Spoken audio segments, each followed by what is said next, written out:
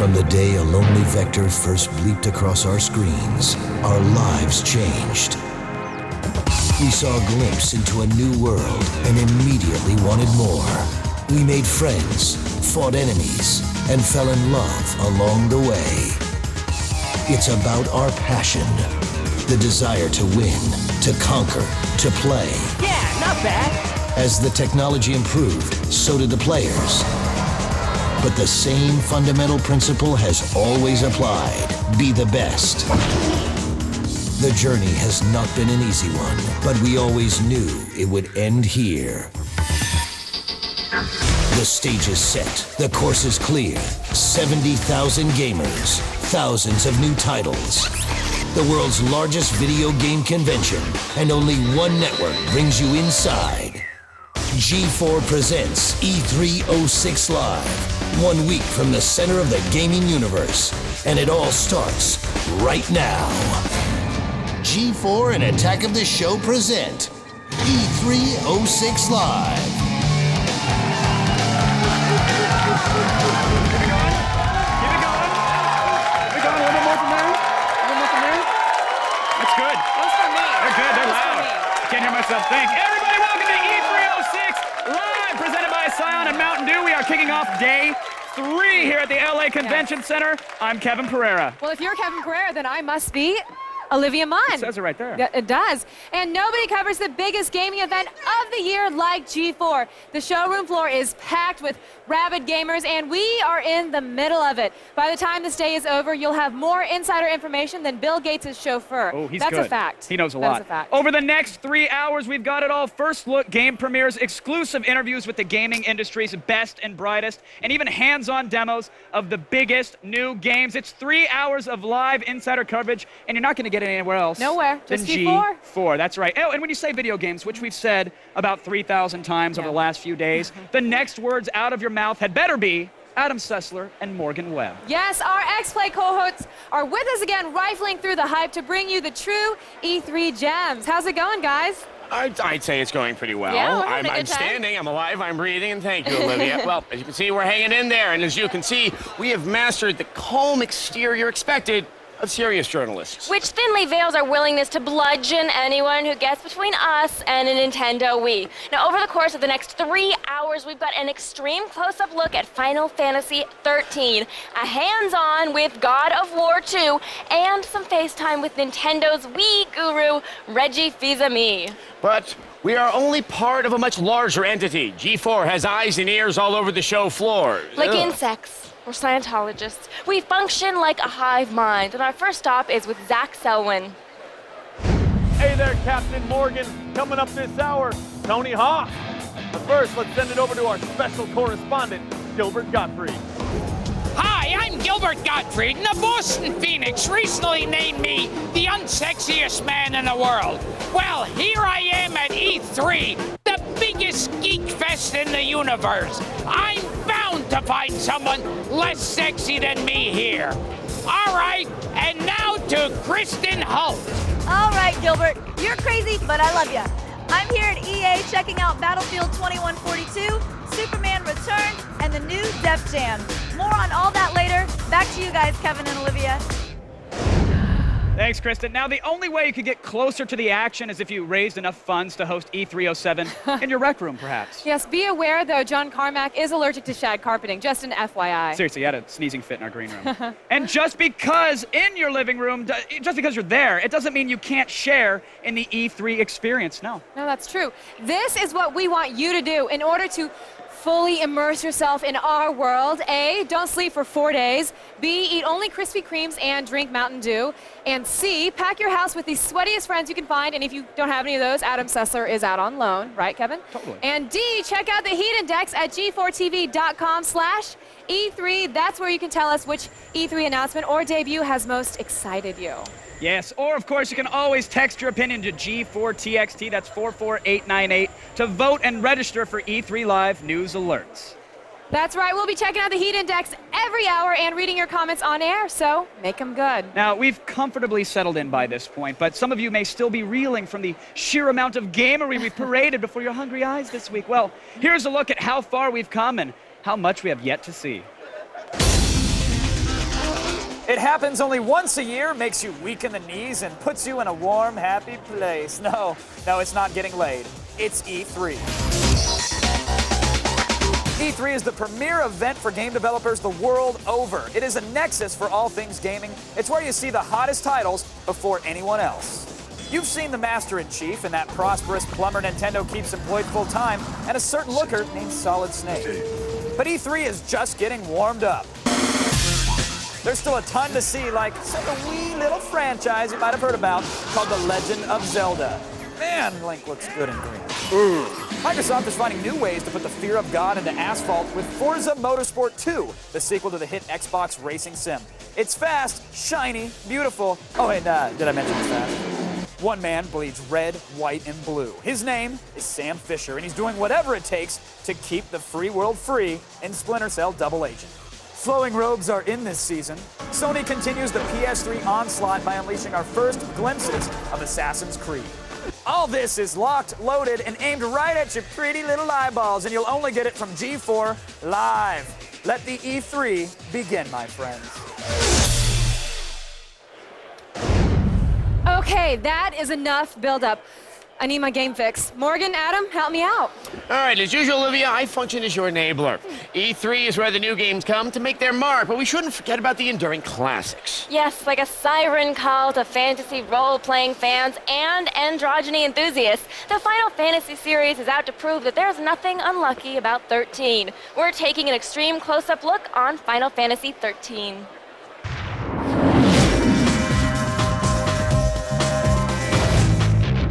You know, they keep saying that it's the Final Fantasy, and yet here we are, 13 chapters in and still going strong.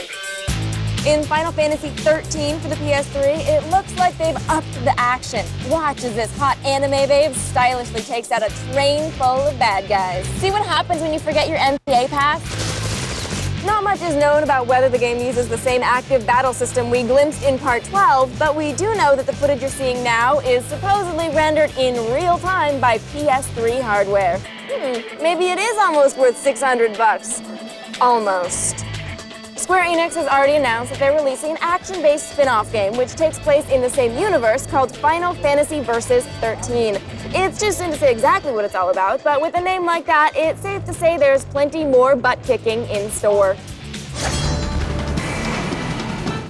As you can probably tell, the trailer is a bit short on actual information, but here's a recap of what we've learned. It features a pink-haired character who looks a bit like ENunn from Part 10. It has tons of fast-paced action and improbable physics. And it has trains. Lots and lots of futuristic trains. There's no official release date set, but we'll have a lot more info on Final Fantasy 13 for you soon. Now start working on those cosplay outfits, fanboys.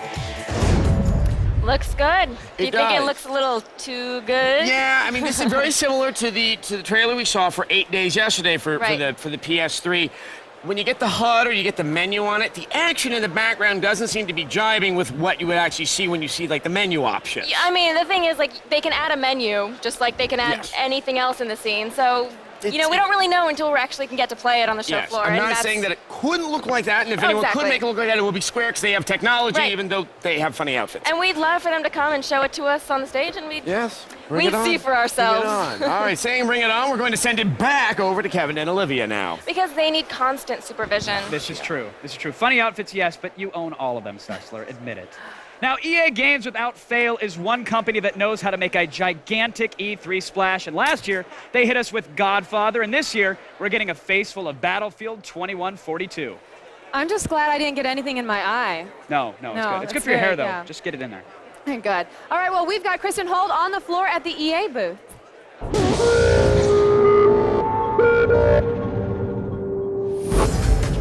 Hey, what's up? I'm here at the EA booth, and as you can see, everyone's really busy checking out everything they have to offer because this year they're giving a sneak peek at some incredible games. Take a look. Superman soars onto the Xbox 360 with Superman Returns. Partly based on the big Hollywood flick coming out this summer, Clark sports the blue and red tights once more. In this game, which takes place in over 80 square miles of Metropolis, Superman must master his powers in order to save the city from 9 supervillains. Superman Return hits the shelves this fall. Man, I'm just getting started. Next on the list is Def Jam Fight for New York, The Takeover. In this upcoming PSP title, EA gives new meaning to rap battle. Gamers will fight for supremacy as they knock the grills out of the mouths of their favorite rappers. I wonder how much the Tooth Fairy would give you if you put that under your pillow. Speaking of Battlefield, that brings us to Battlefield 2142. In the distant future, there won't be global warming. There will be global cooling. After a drastic climate change buries most of the world under a sheet of ice, humans will war over the remaining inhabitable soil. EA definitely had some exciting things brewing, and I don't know about you, but I can't wait to get my hands on them. Keep it locked right here as we keep you up to date on everything as it happens, live from E3. Oh, Battlefield 2142. I got to tell you, Battlefield is one of my favorite first-person shooter franchises. Yes, you told me. I was a little let down with their latest offering, so I'm hoping 2142 brings it back. It's just, how many times can you play the same old soldier in the same modern situation or World War II? It's time for the future. I want lasers and mechs. Thank you, EA. Now, I got to ask you, Superman hasn't had great games in the past, and they really need it this time. What do you think of it? Superman's been in trouble since the N64, I think, and they even delayed this game to give it a little more time for the Superman DVD. So that you could say that they're giving the time that it needs, or you could say that maybe it's in trouble and EA knows it. So time will tell. Time will tell. All right, everyone, there is so much more E306 Live left. You might as well just put on a pot of coffee and disavow all knowledge of anniversaries, birthdays, or pretty much anything else that gets in You your don't way. have friends anyways. It's been days, actually, since I've pulled MySpace, believe it or not. That's the sacrifice that I'm willing to make. So everybody, stick around. It's going to pay off. Up next, we score some FaceTime with Nintendo's crowd-pleasing Reggie Fils-Aimé. And later, we get our hands on God of War 2, one of the year's most anticipated sequels. E306 Live is presented by Mountain Dew, coming to you live and in color. Everything is go.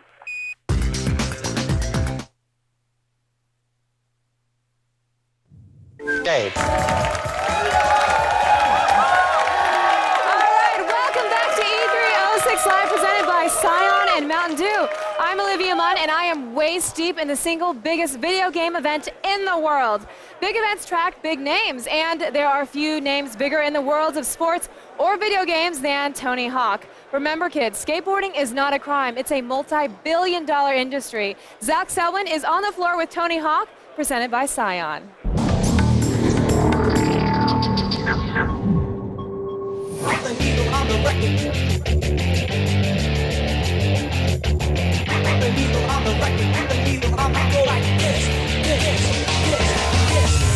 All right, I'm standing here with the Karch Karai of professional skateboarding. Tony Hawk, how you doing today, sir? I feel good. It's exciting here. Yeah, it is. Now, you got 2 games coming out this year, is that correct? Yeah, we have Project 8, which is our next big skating game, on all the new consoles, and then we've got Downhill Jam, which is exclusively for Nintendo, and especially on the Wii with the new controller that you move, and it's basically like it's a downhill skate racing game, but you can do all the old tricks that in our our previous series, but they give you boost power to just go faster and beat everyone else. How is that controller going to work in the skateboarding game? Exactly how it feels. You turn it one way and your guy. And you're going to move that way. Yeah. I was playing last night for the first time. I got my hands on the controller. Yeah. And it's intuitive. As soon as you pick it up, you know what to do. Are you excited about these 2 games coming out this year? Of course. Why 2? Because we want one to be more just focused on racing, and we've never done that before, and it's really exciting because it's a whole new genre. And then the other one is just going to blow doors on everything we've done in the past. When you see the trailer for it, no one can believe it's actual gameplay, and it is. Awesome, man. Well, I look forward to checking out both your games this year. Cool. Thanks for spending some time with us. And now for someone who has yet to figure out how to turn his crocheting hobby into a gold mine, Kevin Pereira. Hey, it's huge on the internet. I'm back ordered, man. All right. Now, if you've ever wondered just how Nintendo manages to remain one of the most innovative game companies in the world, you need to meet a man by the name of Mr. Reggie Fils-Aimé. And luckily, you're about to, because I've got some FaceTime with the man himself.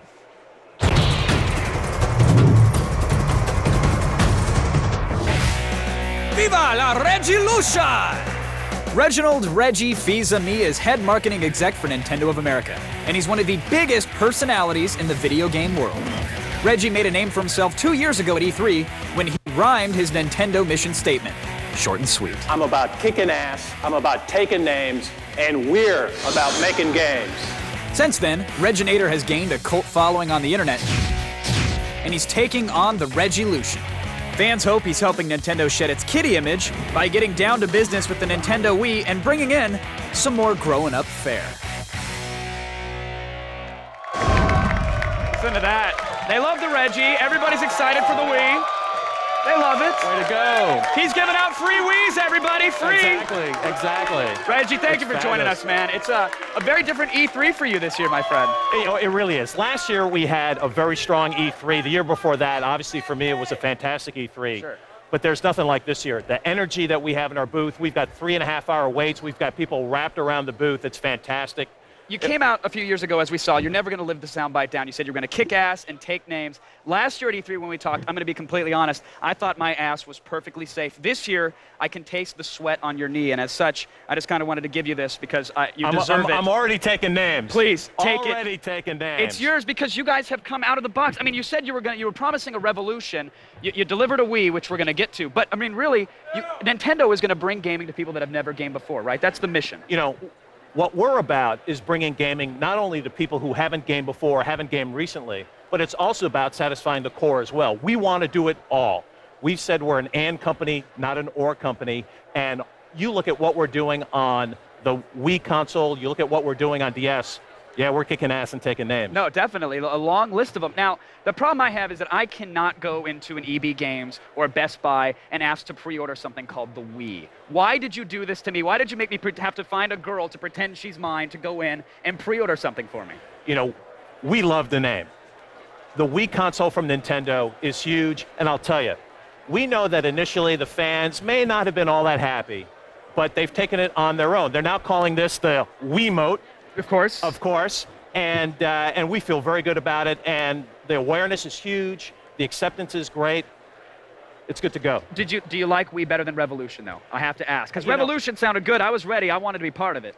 As a marketer, I really do. Revolution captured the essence of what it was that we're trying to do. We're certainly looking to do things differently. But Wii is inclusive. Wii is about taking gaming mass, which it really isn't today. What's funny, you mentioned in your press conference, you said, look, raise your hands if you know somebody who's never watched a movie or television or listened to music. Do you really think that this is going to be the console that gets everybody to play games that has said, hey, I've never tried a video game, they're too difficult or they're too scary? What's the problem and how is Nintendo solving it with the Wiimote? You know, we absolutely believe that this is going to be the way to bring gaming to the masses. Why? Because it's intuitive, it's easy to pick up and play. You saw in our press conference, we pulled a lucky fan out of the audience to come play with us, play some tennis. Sure. And he picked it up. He did a fantastic shot that blew right by me, and the kid had never played before. Right. That's what we're trying to do. And are we confident? Yes. Why do we believe? Because look at the success we've had with Nintendo DS.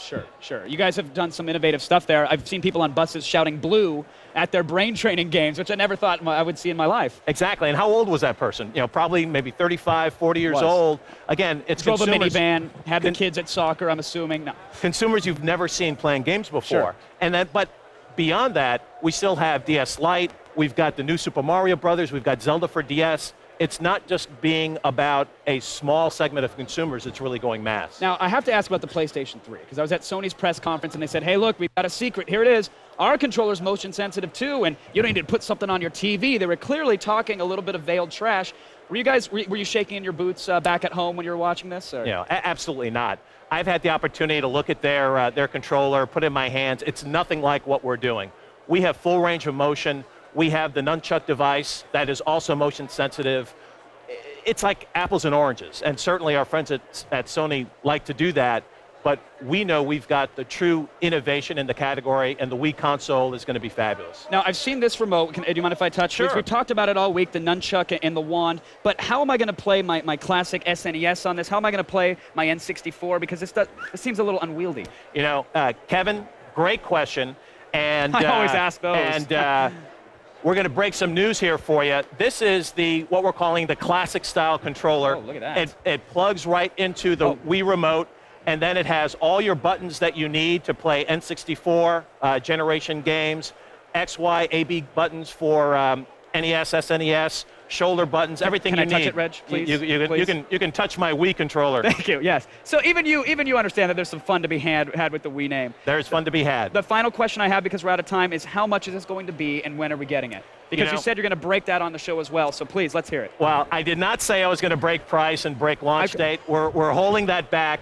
I need another reason for you to invite me back. When people interview me, they say, Kevin, what's the console to get this holiday? I want to be able to tell them, at least give me this. I want to be able to tell them, hold out for the Wii because it's going to at least be the cheapest. It will absolutely be the cheapest. We've gone on record saying that you're going to get more fun for less money on our console.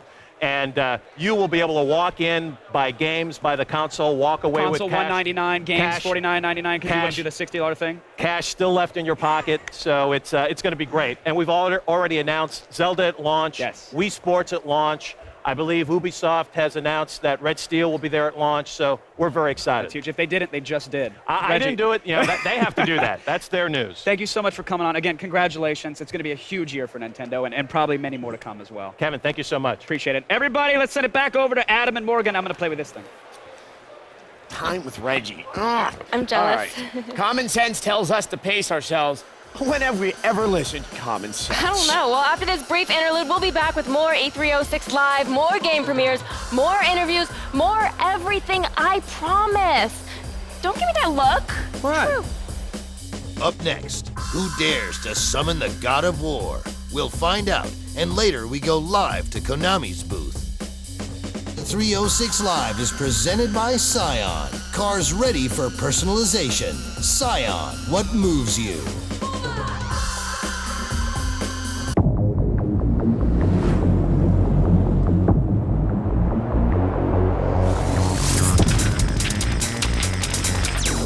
We know your world.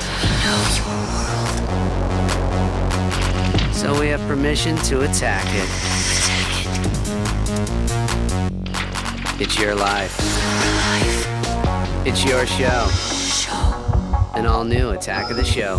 Weeknights at 7 p.m. only on G4.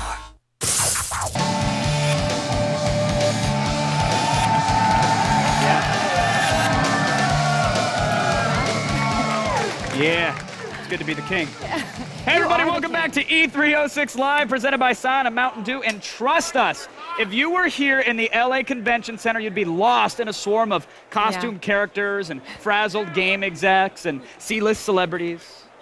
Like Kevin, right? Is that what you're going with? Indeed. All right. All right, so just sit back and let us guide you through the largest gaming event in the world. You can just thank us later. Yeah, seriously. Right now, we'll let the guiding begin. X-Play's Morgan Webb is standing by, anxiously awaiting a chance, I'm very jealous, to dive into the sequel to God of War. And Morgan. Yes, anxious is too soft a word, Kevin. I've missed Kratos so much. But he still lives on the disc in my house. But I'm about to get my hands on God of War 2.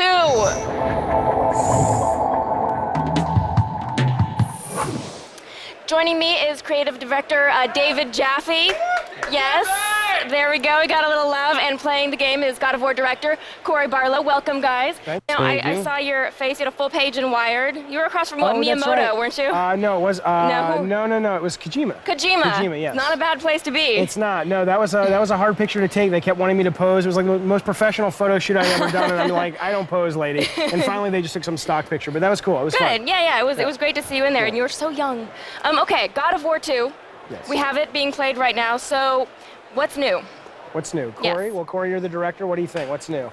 So what's new? We are bringing back all the base that we had for Kratos in the first game, and we are kind of enhancing everything. So that sort of same pick up and play control system that we had, we're bringing that back, but we are giving Kratos all new moves, all new magic.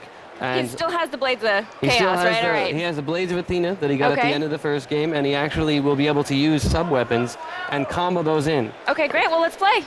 Let's find some enemies to kill. Now, the story was really one of the draws about God of War 1. It integrated very seamlessly with the gameplay. Now, how are you looking to follow up on that?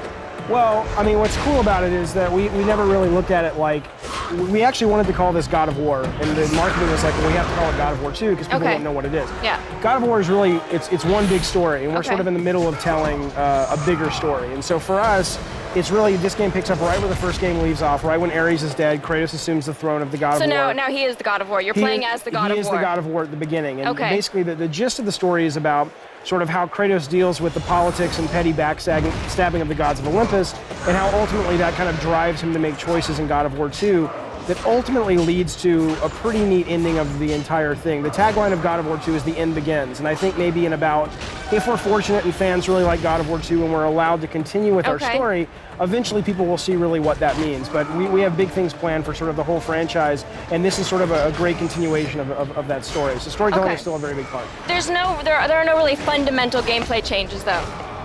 Well, I mean, yes, in that, you know, Kratos now has, he can grapple, he can fly the Pegasus, he has brand new moves, brand new enemies, brand new strategies, but the reality of it is we look at the God of War series as a story. It's a playable movie, basically. It's a playable story. And we're not really looking to sort of list bullet point, bullet point, bullet point. These are the brand new features of God of War. It really is a continuation of the adventure, the sort of the story of Kratos and how he sort of goes through this change. Is it going to be about the same length as the last one, do you think? You know, we're not really designing the game, I think, with length in mind. Right now, it's how long does it take to tell the story that we want to tell. So how long it turns out, I mean, we're definitely going to shoot for the same gameplay time, but I would love more. But it really is kind of at the mercy of the I think we'd all love a little more. Now, that sort of brings us to the movie. Tell us a little bit about working with that, because I know you're really big into story and telling a good story. In terms of this particular franchise, yeah. I mean, well, the movie, like the God of War movie, the God of War movie. I mean, you know, I don't know. You know how it goes. It's like, who knows if these things are actually going to get made. I know we just announced a fantastic writer for our movie, David Self, who wrote 13 Days with Kevin Costner, wrote The Road to Perdition. He's writing Captain America for Marvel. So we were really excited to get like a really great writer. It's not some kind of crappy, you know, C- level guy who's going to write, you know, Blood Rain or something. This is like a real great AAA writer. And you have your hands in there a little bit? As much as I can. I mean, the reality is I love making games. I'm not a good movie maker. You can see my films to attest to that. But we have the guys who made Batman Begins heading this up. We have a great screenwriter. So you never know. I'm pretty pessimistic, but in terms of these things never get made. Everything's always in production, you know, in development. But if it actually got made, we have an amazing sort of behind-the-scenes crew ready to sort of take it on and sort of bring that pedigree to God of War. So I hope it happens, but you never know. Well, thank you so much. Thanks for coming. We are not worthy. I mean, that's just me. Although it doesn't feel like it right now, we don't live solely to cover E3. It's true. Adam has got some information on what we do when we're allowed to leave the convention center. I cannot believe that God of War 2 footage. She stabbed him like in the eye. It was like Mo, but burly. Anyway, G4's video game coverage does not end with E3. There's also the Video Game Mashup. That's TV's only daily block dedicated to all things video game. Now, the heart of the mashup is this show. I know something about it. It's called X-Play. It's where Morgan Webb and I play and review every game we get our hands on. The mashup, it's 3 full hours of cheats, tips, tricks, and our brutally honest game reviews. Now, don't miss X-Play and the rest of the mashup. That's weekdays from 4 to 7 p.m. That's right here on G4. Now, leaving us right now would be, well, it would be so typical of you, wouldn't it? I'm hoping you can change. If not, I am confident that what we have coming up is powerful enough to glue you to your lounge furniture of choice. Stick around for more E3 06 Live. That's right after this. We're checking out all the latest from Konami right after this break. And later we'll go creeping in the shadows with the newest edition in the Splinter Cell series. E306 is also brought to you by Netscape. Sign up today and get free Web Accelerator when you stay for 12 months. Tonight, late night television gets a little bit darker. Introducing Midnight Spank, a new nightly hour dedicated to all things outrageous. She's cheating on him with you. Every night, out of whack. Time for your medication, darling. Every night, a different show. The next round is the nipple twisting. Midnight Spank, tonight at 12 midnight, only on G4. Previously on Circle.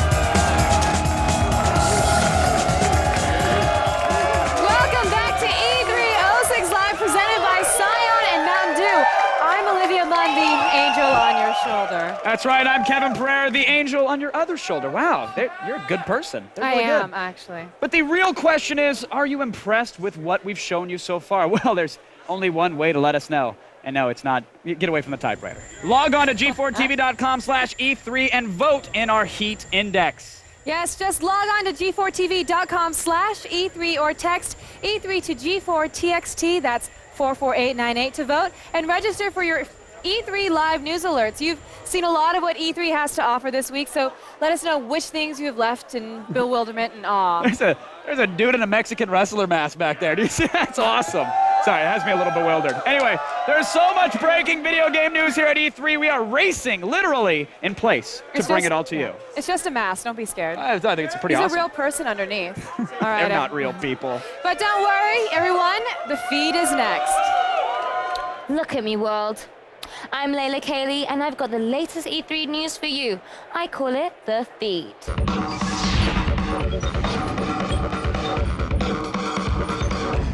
Shh. Don't tell the Pope, but the Da Vinci Code is coming soon to consoles and PCs near you. Developed with author Dan Brown, the game covers events not seen in the book or the film and features puzzle solving and stealth combat play. I sure hope it also has a thrilling library research. In other movies, 2 games news, do you feel lucky? Or do you, punk?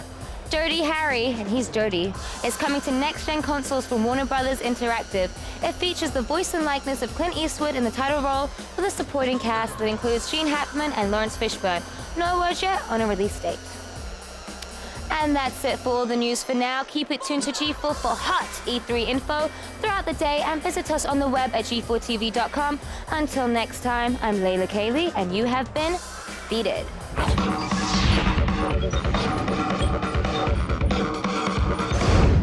Thanks, Layla. I said to myself, I'm going to single-handedly take down every freak in the crowd. I got the wrestler guy, but then there's something else going on over there. I don't know how you're going to just... Well, okay, you took this guy's mask, so you're going to wash him down in the bath I'm or gonna something? hose him down after. We'll be all right. We'll be all right. But right now, we're going to get to the games. Now, there are only a select few game characters who reach the level of instant name recognition, right? Metal Gear Hero. Solid Snake? Yeah, he's one of those guys. And Adam Sessler has a report from inside the company that birthed him. Cesarean, by the way. Konami.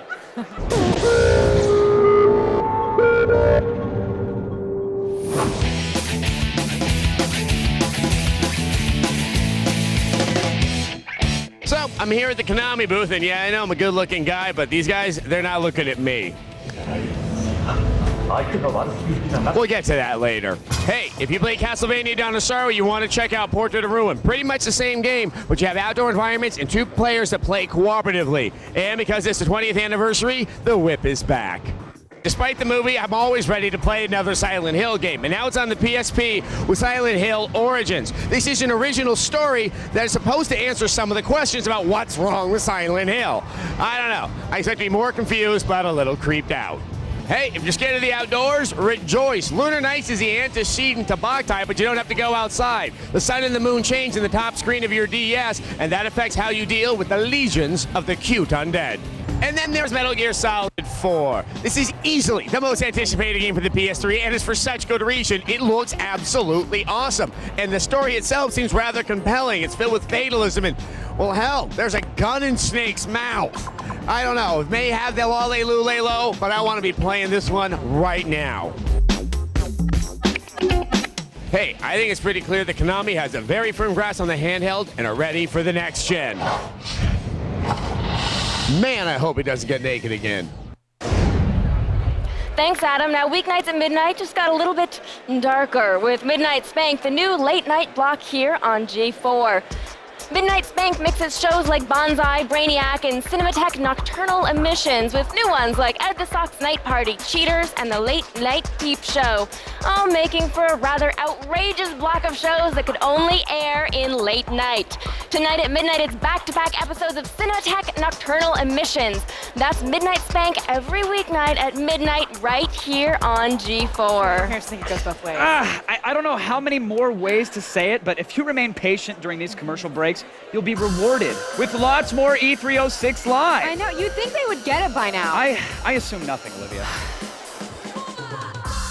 There's plenty of playtime left as we check out the most awaited next-gen games. And later, 60 Seconds with Morgan Webb.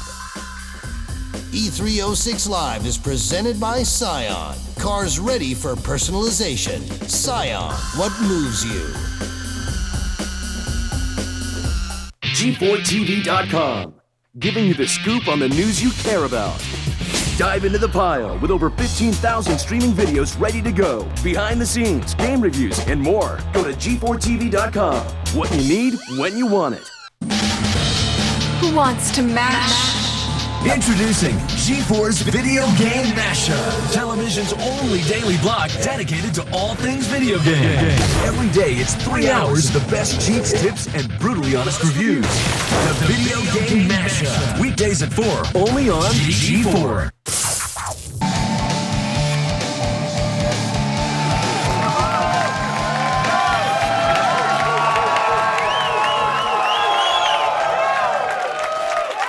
Excitement. Yes. I'm in Kevin's spot, aren't I? You are. You're my new Kevin Pereira. Hi. Ha.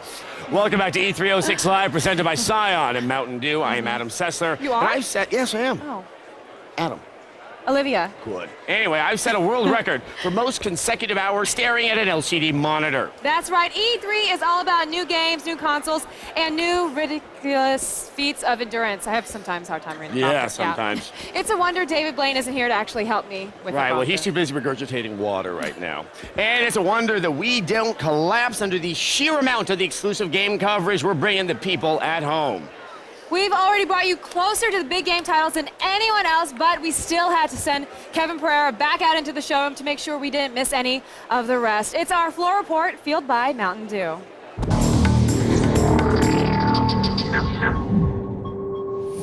Thanks, guys. Yes, I'm down on the E3 floor for even more madness. Let's take a look at some of the titles that you're going to be playing in the years to come. Now at E3 this year, it's all about the tried and true franchises. So why don't we get things rolling with Namco Bandai's Ridge Racer 7. Namco is being pretty tight-lipped on specifics, but we do know that there will be some sort of support for online co-op play involving up to 14 players. Ridge Racer 7 will surely set the early bar for the PlayStation 3's technology. One of the most exciting fighting franchises is back with Tekken 6 for the PlayStation 3. In the next-gen version of this fighting powerhouse, most of your favorite characters are back, along with some new faces and updated graphics that are sure to blow you away. Of course, the game is still in development, so we have no news as to when it will actually be released. Sega is bringing you the sequel to Full Auto, you know, the gun-crazy next-gen car combat game, with Full Auto 2 Battle Lines. Battle Lines will offer an all-new arena mode, full destructible environments, and over 20 different tracks. Although Full Auto premiered on the Xbox 360, Battle Lines is being developed exclusively for the PlayStation 3. Of course, as you can see, there are a ton of great titles on the way. I can't wait to get my hands on all of them. But keep it tuned right here for more news and updates. In the meantime, however, back to you, Olivia. Thanks, Kev. All right, everyone, we are moving at such a precarious speed here. We can't spare a minute unless one has been specifically set aside beforehand. Luckily, that Morgan Webb always plans ahead. Here is another Morgan Minute. The press conferences are over, and we now have to ask ourselves, are the big console developers accomplishing their goals? Sony had the first press conference and expected to blow everyone out of the water, and they failed. Game demos were underwhelming, their price is insane, and computer-generated Tiger Woods scares me a little bit. Microsoft has had a year to figure things out with the 360, and it shows. If people can get Grand Theft Auto 4 and Halo 3 on the 360, they'll wonder why anyone would spend $600 on a PS3. And then there's the Wii. The name is still dumb. What matters is the gameplay. The controller is intuitive, and seeing Link and Mario back in action is exciting. Microsoft has staked out its territory as the console of young, violent men.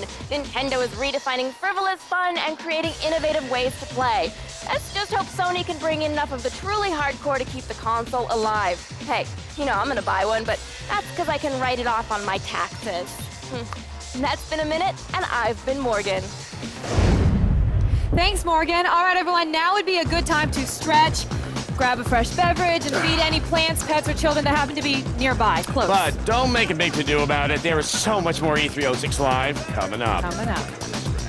We've got unrestricted access to all the new LucasArts games right after the break. And later, an eye-opening look at E3 Booth Babes. E306 Live is presented by Mountain Dew, coming to you live and in color.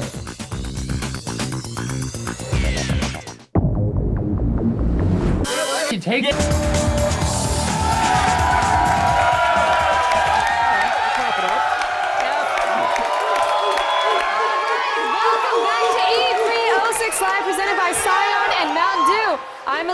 ENunn, and we've gone through an entire hour, and I need you guys to tell me which things have impressed you the most, because it's all been just a big blur. Pretty much. First up is the 13th installment in everyone's favorite feathered hair big sword franchise. No, it's not Adam Goes to Hollywood. It's Final Fantasy. You said it was scorching, Sessler. Or flaming. Hello. That's surprising, actually. I don't think it is too. I'm surprised it's not volcanic, because the people who like You're Final right. Fantasy sit there on their computer and go vote, vote, vote, vote until it gets the highest score. That's because you know I was voting. I see. Well, next up, the man who continues to turn teen rebellion into a video game juggernaut, Tony Hawk. You thought his next-gen titles were warm. I'm not surprised. I gotta be honest. Look, I love the first few Tony Hawk games. Tony Hawk 2 for the Dreamcast wore out all my controllers, but at this point, it's kind of old news. It was the Dreamcast. Yes. You said it right there Old yourself. news. All Okay. right.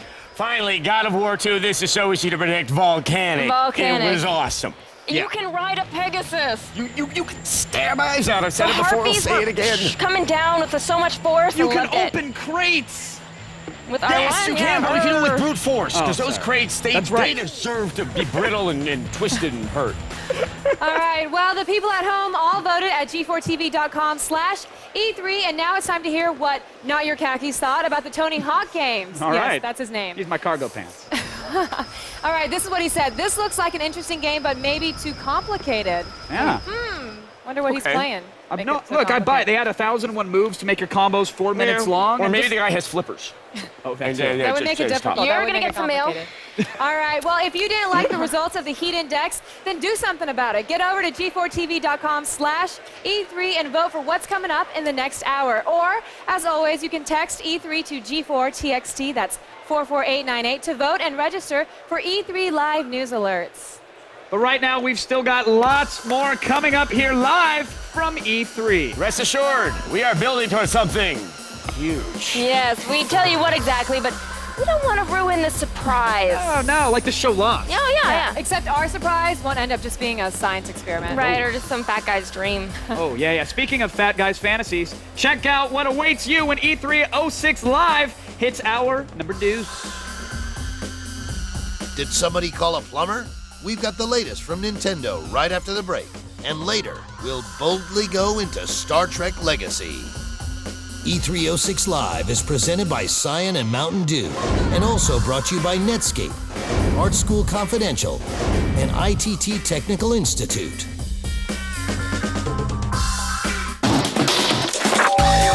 The top 20 things to do before you turn 30, 21 of the most legendary parties of all time, the 17 most dangerous women.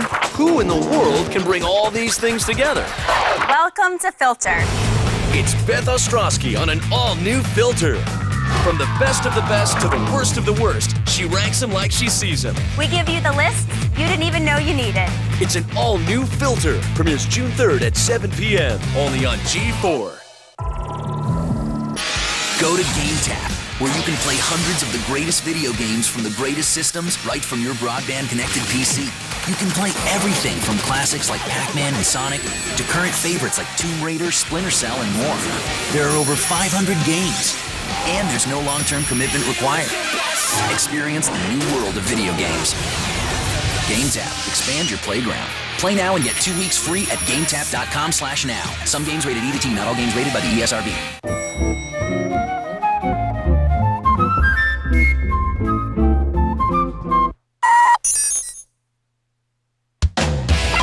Jinx, clothing and gear for gamers, geeks, and hackers. Check it out at jinx.com.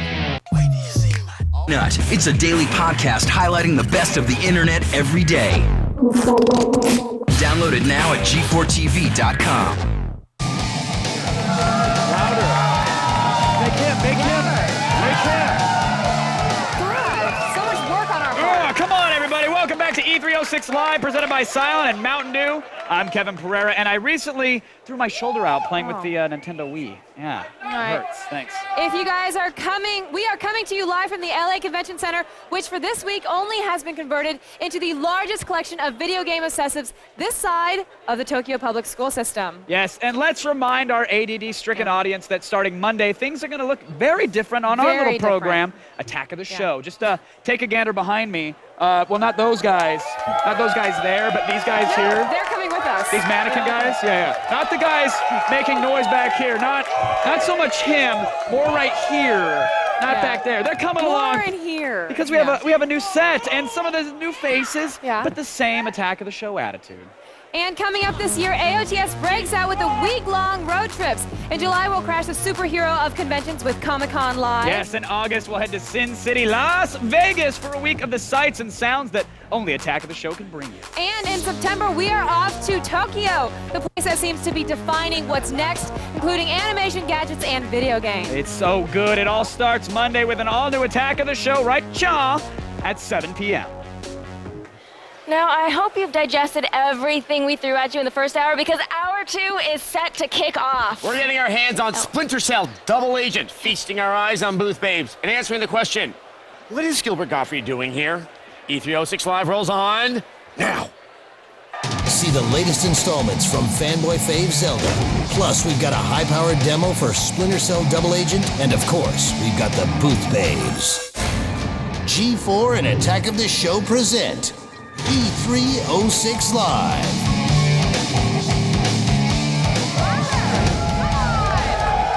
Yes.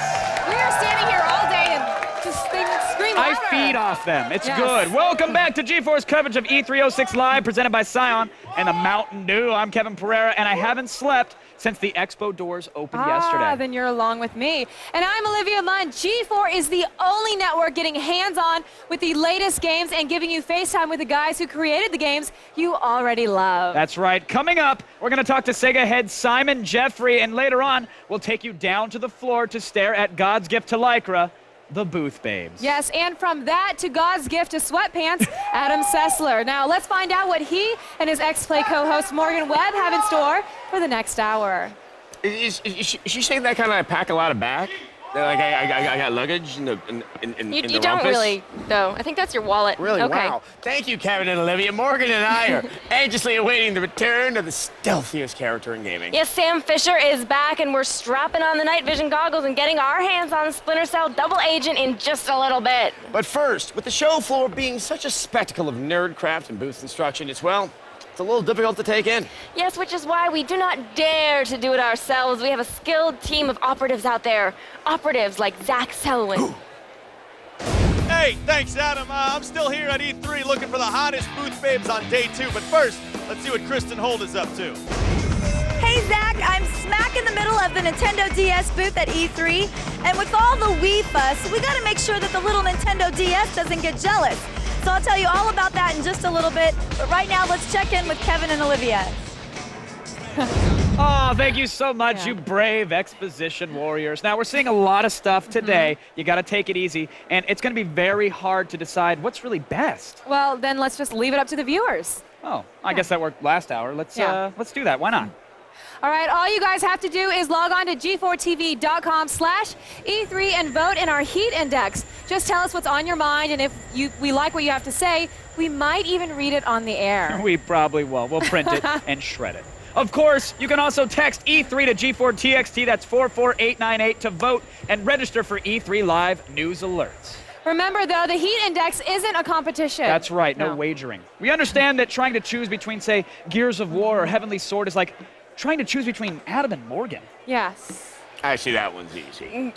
As everyone knows, Morgan and I would never square off in a competition. I've trained with Navy SEALs. And I weep embarrassingly when injured. Yes. Now you've giggled along with us whenever we mention the Nintendo Wii, but you have to admit they've come to E306 packing. Here's our extreme close-up on the Wii starting lineup.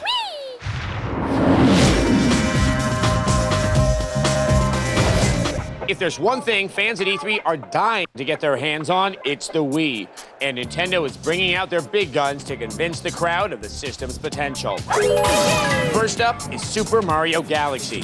Players still use the analog stick to control the tiny Italian plumber, but certain moves can only be performed with the motion sensor controllers. For example, stand underneath certain icons and shake the nunchuck. Mario spins around and gets launched into orbit. No word on whether you can use the remote as a plunger. Also blasting its way onto the Wii is Metroid Prime 3 Corruption. Right away, we were impressed by the intuitive aiming that the control setup allows. Blasting aliens is a breeze. Just point at your target and fire. You can use the Wii controller for additional features, like a motion-sensitive grappling hook that allows you to grab and move objects, or the ability to open and close door latches by turning the remote. But the game that was the most fun to pick up and play was WarioWare Smooth Moves. Like other titles starring Mario's greedy counterpart, this is a collection of bizarre mini-games. Each one introduces a different way to hold the remote-like controller. Place it in your palm for a balancing mini-game, or hold it like a sword to slice up barrels, or even use it as a hula hoop. And this was just a small taste of what's to come. We'll have a lot more info on all things Wii when the system launches later this year. You know, with everyone talking about the Wii and the PlayStation 3 and even the 360, it's easy to forget about that little handheld that's been taking care of our portable gaming needs for the last 2 years. Kristen Holt has been sleuthing around the Nintendo booth, learning about what's new on the DS. Let's see what she's found.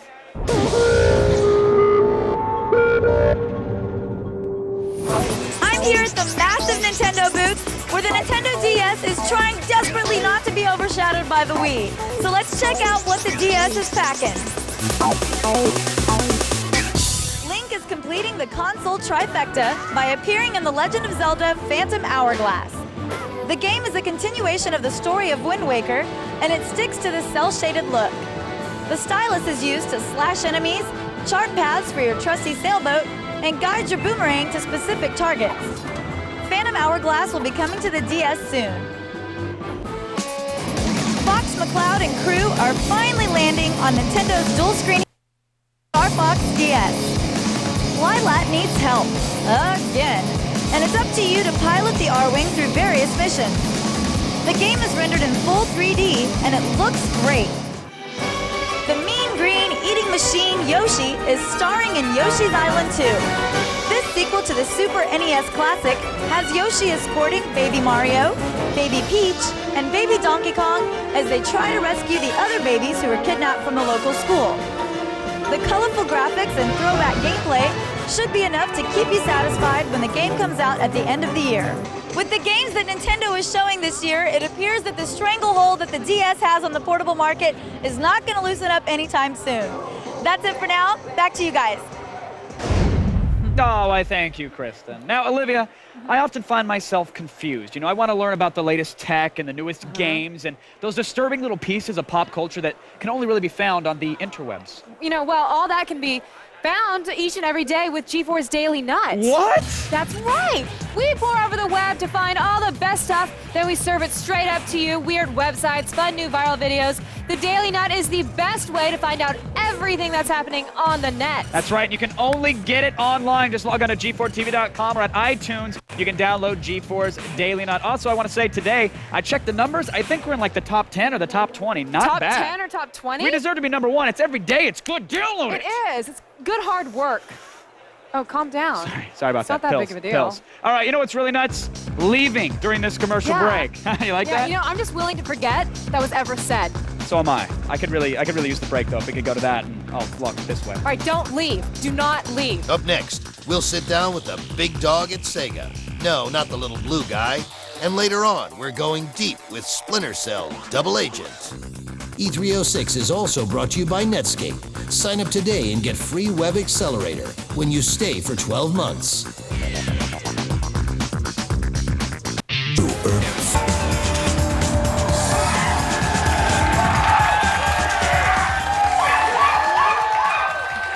Sounds like there's a dog barking back there. Welcome back to E306 Live, presented by Scion and Mountain Dew. Now, G4's Insider Report on the largest video game event in the world. Yes, each year the major companies and, well, the minor ones too, converge on Los Angeles for a week of hype that doesn't end until gamers are damp with anticipation. Speaking of being oddly damp, let's check in with Adam Sessler. No, I'm vaguely moist. Well, thank you, Morgan. And to clarify, I am moist. Now, Sega hasn't been a player in the console wars for quite some time, but they continue to feed existing consoles with endlessly addictive games. We've now got FaceTime with the man at the company's helm, Simon Jeffrey.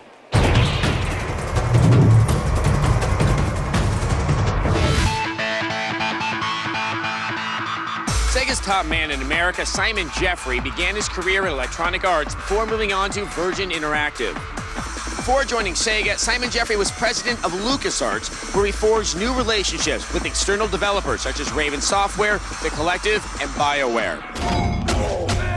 Since joining Sega in early 2005, Jeffrey has been actively recruiting Western developers to not only develop new franchises for Sega, but to also work with classic Sega icons. So far, Western developers have paid off for Jeffrey, with both Full Auto and Condemned making a big splash on the Xbox 360. Jeffrey and Sega announced a variety of next-gen titles at E3.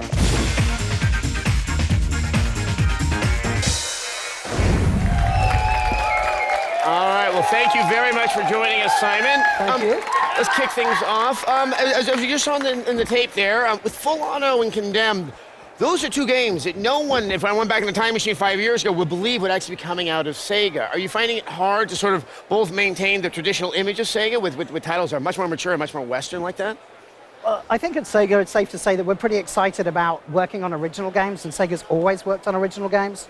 Whilst we've got a big catalog of back products like Sonic and Super Monkey Ball and things like that, at the same time, what makes Sega different from everyone else is doing new stuff. And Condemned and Full Auto at that time on the 360 felt like new games, very different from what anyone else was doing, and really fits in with our plans. Now, so how would you say that you're almost trying to refashion the image of Sega? Sega was once the counterpart to Nintendo, a very Japanese company with some very identifiable games. What is Sega's new image? Sega, I guess, is more contemporized now, really fits in with today's gamer, whether that gamer be on Nintendo, on PlayStation, on 360, or on handhelds or PC, really trying to fit in with the whole games for everyone ethic. All right, well, let's talk about some of those games. Well, I remember back in the old days, Peter Moore was the man who declared Sega to be console agnostic when they decided to put down the Dreamcast. Yep. What are you finding happening with your relationship with the three companies? Are you favoring one over another? How are you putting your games into various hands on various consoles? Well, we've got great relationships with all of those guys. Having Peter up at Microsoft is very interesting for Sega, obviously. I can imagine. Great personality attraction there. But being a Japanese company, we work very well with Sony, very strongly with Nintendo. But we also like to think of ourselves not just as platform agnostic, but also territory agnostic. So we're building games in the West for the West, in Europe for Europe, in America for Europe, and in Japan for the whole world. Well, let's go back to some of the classic Sega franchises, most namely Sonic. Critically, it's had some rough rides with the latest game. Shadow, Sonic Riders didn't really hit home. Are people kind of going back and looking at what can we do with such a powerful piece of intellectual property? Well, this year is Sonic's 15th birthday, and so I think everyone at Sega's really been looking in the mirror, looking at where Sonic came from, what Sonic represents to gamers. Because when people played Sonic on Genesis 15 years ago, that was everyone. That was the hardcore gamers as well as the kids. But Sonic kind of became a kids brand in the last few years. So games like Sonic Riders and Shadow the Hedgehog very much been oriented towards the kids market. Now what we're seeing with the next generation Sonic the Hedgehog, we're going back, reinventing Sonic, bringing back the values that made Sonic cool 15 years ago, doing the same thing over and over again. So I think if you've seen it, everyone who's seen it here will agree with fantastic graphics, real next-gen gameplay, It's a very taking it back to where it came from originally. Going back to your previous job over at LucasArts, I mean, if you think about it, you've really worked with a lot of pre-existing intellectual property, especially over there. And you talking about the idea of trying to create new titles, were you yourself becoming a little bit fatigued of having to work with someone else's property and all their rules? Well, I've always been a big Star Wars fanboy. Working at LucasArts was an absolute dream come true for me. And moving to Sega, well, I guess, was the next progression from that because it's a bigger sandbox. What's happening at LucasArts, I think, is fantastic. The Star Wars games that are being built at the moment, the best in the company's history. And now I'm really excited about being able to try and do the same kind of thing at Sega. Yes, definitely, and get a sequel to Nights Out, and I'll love you even more. All right, thank you very much, Simon. Okay. Now I have to hand things back over to Morgan and Olivia because if I don't, we get letters. Yeah. Thanks, Adam. I actually shudder to think about how many of those letters are from our nation's finest correctional institutions. It's best not to. Now, when we come back, we train the giant magnifying glass that is E306 Live back on the show floor. And we try our best to set a booth mascot on fire. It's gonna be fun. Stick around. Can I do that? Yeah. When we come back, more E306 madness, exclusive games, and booth babes. You won't want to miss it. Stay tuned. E306 Live is presented by Mountain Dew, coming to you live and in color.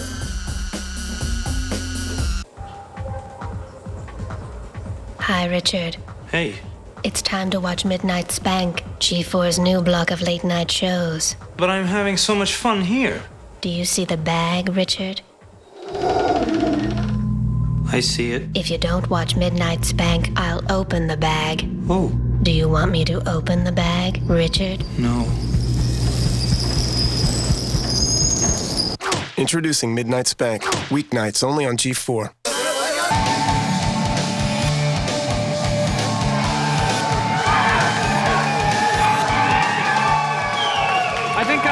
I think they might be a little excited. I think it sounds like there's a dog back there. A couple of them. A small dog, though. A couple of them. That's where Randy keeps them. Everybody, welcome back to E306 Live, presented by Scion and Mountain Dew. I'm Kevin Pereira, and I am proud to be your personal Sherpa through the video game industry's most prestigious event. I'm Morgan Webb, and I have noticed a disturbing amount of yak fur in the green room. That was you, I guess, huh? That is me. I'm sorry about that.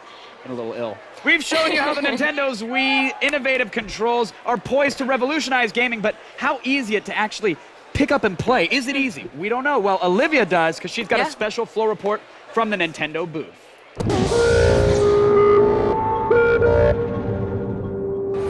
Hey guys, all right, all week long we've heard about the Nintendo Wii and how you have to play it to believe it. Well, I am here at Super Mario Galaxy because I want to believe.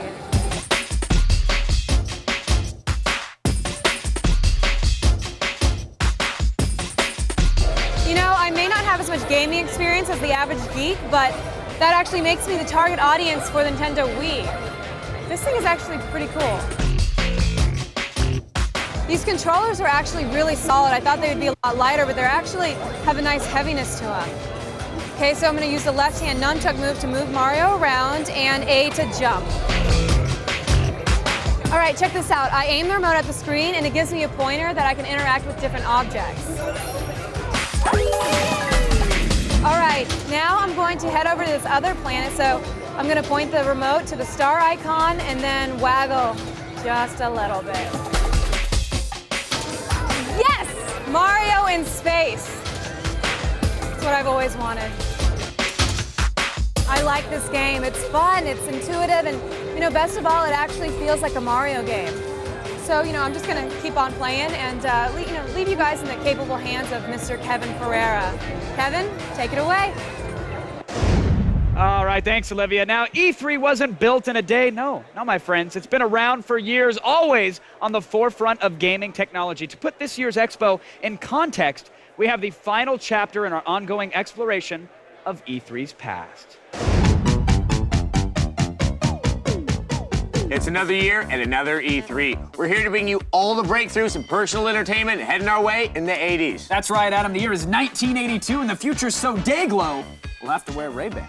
Lots of big stories this year, Kevin. Now, arcade cabinets, they are still king, but is the Atari 5200 or the ColecoVision going to be the future of gaming? And let's not forget advances in graphics, huh? Will the lifelike experience of Gorf best innovative gameplay like Frogger? Well, first, let's head to the convention floor where our correspondent Morgan Webb waits to report on a serious affliction. Thanks, Adam. People on the floor have, like, a fever. Can you guess what kind? Any guesses? Scarlet fever? Okay, it's Pac-Man fever. People, cannot seem to get enough of the little yellow guy. I mean, he's so cute, right? Now, as you know, Pac-Man 1 was, one of the best things that has ever happened. It was truly one of the most fully realized gaming experiences I've ever had. Then there was Ms. Pac-Man, and she brought the series to new heights of brilliance. And now, the original is, back with Pac-Man Plus, and everyone down here is going, totally insane for it. Fantastic news, Morgan. That's one game that will never stop being great. Now, if Namco gets a new Pac-Man out for the Astrocade, they're gonna have a winner on their hands. Yeah, we've also got another report from Morgan Webb with the best graphics 1982 has to offer. That's right, Kevin. Did you just change out of that Pac-Man costume? Hello, it's the 80s. Women are empowered now. Anyway, the big story here is graphics. We are entering a brave new world of photorealistic video games. Witness the mind-blowing spectacle of pole position.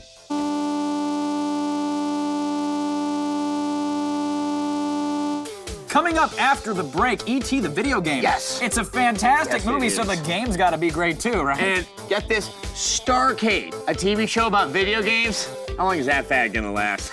All that after this.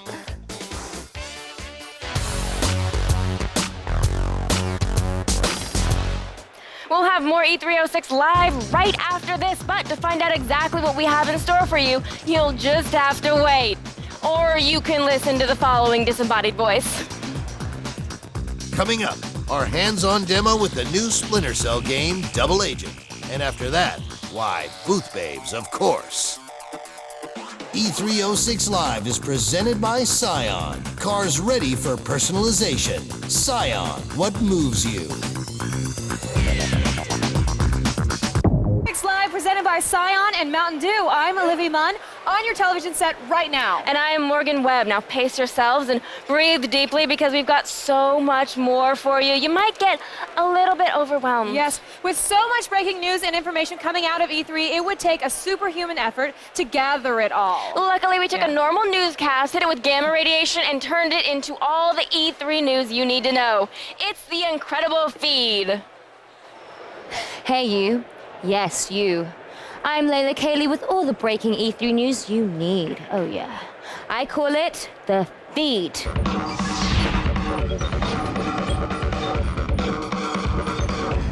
Buena Vista has been known as a minor player, but it's making a play for the big leagues at this year's E3. They'll be drawing heavily on Walt Disney franchises for its kids' games like Meet the Robinsons and Kim Possible. The company will also roll out a Turok first-person shooter and Every Extent Extra, an original title developed in Japan. In other Disney news, strap on your peg leg. The game Pirates of the Caribbean, The Legend of Jack Sparrowman, is being released alongside the big screen sequel, Dead Man's Chest. What's next? An amusement park ride? Jeez. That's all for the news for now. Keep it tuned to G4 for E3 headlines throughout the day and visit us on the web at g4tv.com. Until next time, I'm Layla Kaylee, and I hope you're not hungry because you've been fed, yo.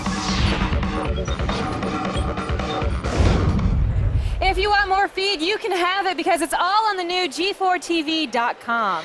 That's where you'll find the feed and all of the action from here at E3. Games, and more games. Plus, there's The Pile, G4's broadband channel filled with thousands of exclusive videos, some that are too hot even for G4 TV. G4tv.com. It's everything you want when you want it. Log on to G4tv.com. All right, now I know you all are anxiously awaiting the 4th installment of the Splinter Cell series, but before it gets to you, it has to go through me. This could get messy. I'm about to go hands-on with Splinter Cell Double Agent.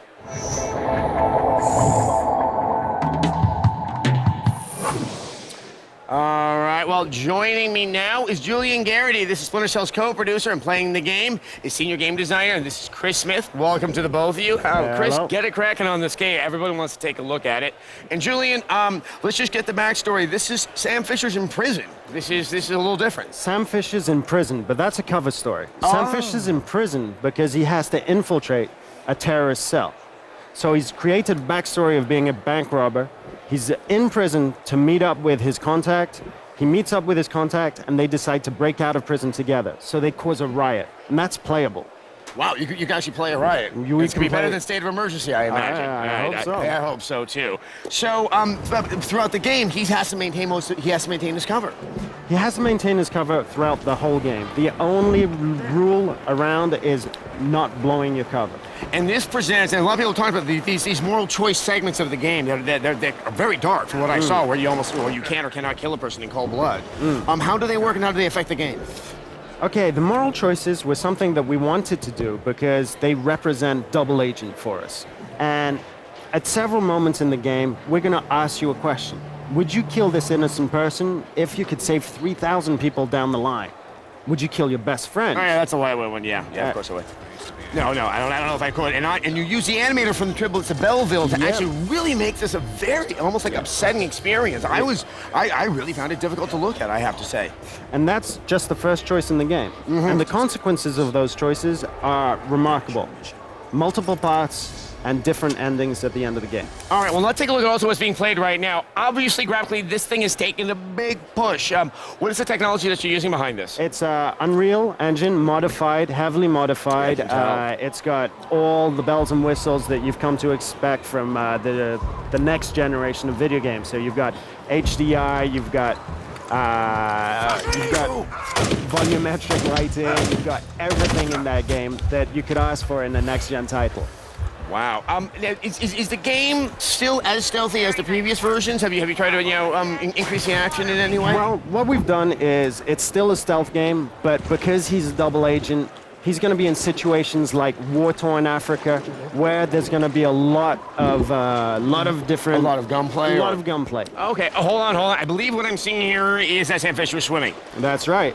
And then this First is new. time ever. Sam Fisher's a swimmer. I knew he had it in him. I'm so proud of him. What are the other new moves in the game? Is there anything else? Well, you know, he's doing skydiving for the first time ever. He's swimming. He's going to be in situations he's never been in before. He sounds more extreme in this game. Skydiving. Extreme stealth could be a good way to put it. Yes, but he's not going to wear those obnoxious, bright, vibrant colors. What is about how long is the game, and what is sort of like the other settings that we're going to find here? Well, we're going to have levels in Shanghai, in New York, in Kinshasa in Africa, in Okhotsk, in Iceland, lots and lots of different levels. Is it safe to say that this game is going to be significantly darker than the previous versions? It's more mature, darker. I think we're dealing with some themes that have never even been dealt before in video games in general. Now, one thing I've always wanted to ask you, that in the case of stealth games, that sometimes they are slower games and can sometimes bring down the gameplay experience. Okay, I've had to do that over again. I just got caught. And just to get to that point that you were once at, you're moving very slowly. Has this ever been a concern for you when trying to design a game like this? It's definitely a concern, and a concern that I feel was addressed by Chaos Theory in a large part with the save system. And this is something that we're trying to do here. We're trying to avoid that moment of game over. You know, letting you play, letting you catch up with your mistakes, but not letting you die on a random basis and starting over and over and over again. And how are the objectives set up in each level? Are they varied? Or are there certain ones you have to do, some that you don't have to? Again, double agent for us meant putting dual sets of objectives in the game. One from the terrorists, one from the NSA. You don't have to do all of them, but some of them will be critical. Can you actually do both NSA and can you do terrorist objectives? If you're really, really good, that's the trick. And is one of the NSA objectives paying off AT&T so they can get everyone's phone number? No, we've looked into that one. Oh, I'm sorry, that's just the actual news. Okay. And this is a great move here. Hold on, let's look at this. That we've never seen before. And just snap his neck. Oh, yeah, so tasteful, so tasteful. Thank you so much, Julian, and thank you for playing us through this, Chris. I'm really looking forward to this game. Okay, I am now going to direct the cameras over to where Olivia and Morgan are standing, because I can.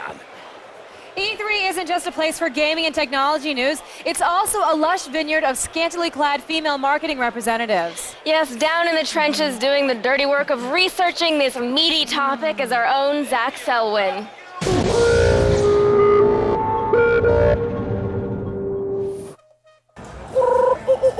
Yes, it's a jungle out here, but like a wolf, I'm always on the prowl to bring you the hottest booth babe of E3. Now, you need to decide if I made the right pick. So log on to G4TV.com/E3 and make your voice heard. In the meantime, hi girls.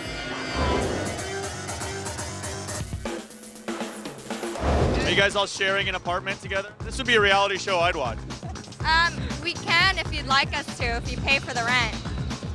1620 North Harper Avenue, Hollywood, California, 90048.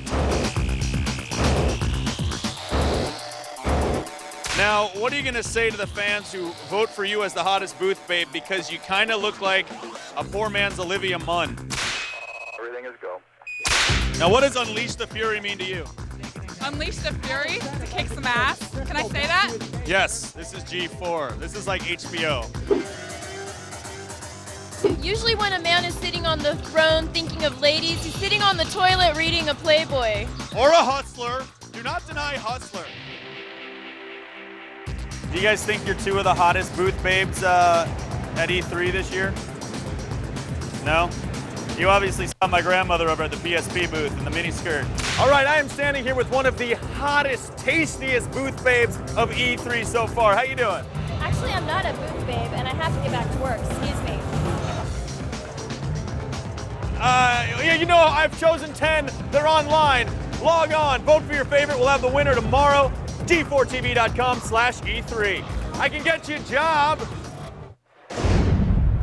All All right, thanks, guys. After the break, we've got more E306 Live. At this point, there really is no reason to change the channel. Doing it would pretty much just be a pathetic cry for attention, and that's just annoying. Stardate next. Our mission is to explore the new Star Trek Legacy game. And later, we'll have lots more from the mad geniuses at LucasArts. E306 Live is also brought to you by Sony Pictures Classic, Art School Confidential. In theaters everywhere, May 12th. G4TV.com. And one big one, yay! There we go. That's my only power. Yeah. Welcome back to E306 Live, presented by Scion and Mountain Dew. I'm Olivia Munn, and we are back with G4's exclusive inside look at the world's biggest video gaming event. Yes, and I am Adam Sessler. This expo draws all the epic names from the gaming industry, but it also brings out some people you might not expect. Here with his own take on E3 is G4's special correspondent, Gilbert Gottfried.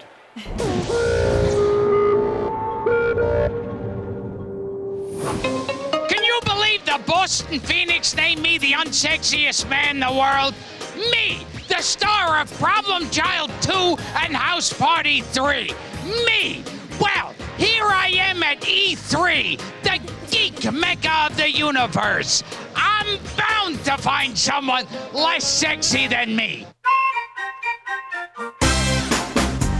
Now, how do you throw an ensemble like this together? Do you ever think about your life and want to kill yourself? I gotta be more sexy than these guys. You know, I've been told that you and I look alike. Dear God, please say it's not true. I would go out with you. Yeah? The sad thing is I'd say yes. Now I'm doing a survey to find out what sexy is. Do you get a lot of women this way? Pretty much somebody that is like, you look at them and you are like, oh my God, I can't resist it. Do you do that when you look at me? Are there any less sexier men here than me? Yes, definitely. What's your sexiest body part? Well, I don't carry it around with me, You don't? unfortunately. At least you don't smell. Yes. That's the nicest thing a woman's ever said to me. At least you don't smell. I think you're better than 99 of the guys they put on that list. Oh, that's nice. So I'm sexier than Osama bin Laden? I have nothing to say, but can you just kind of move the camera up and down?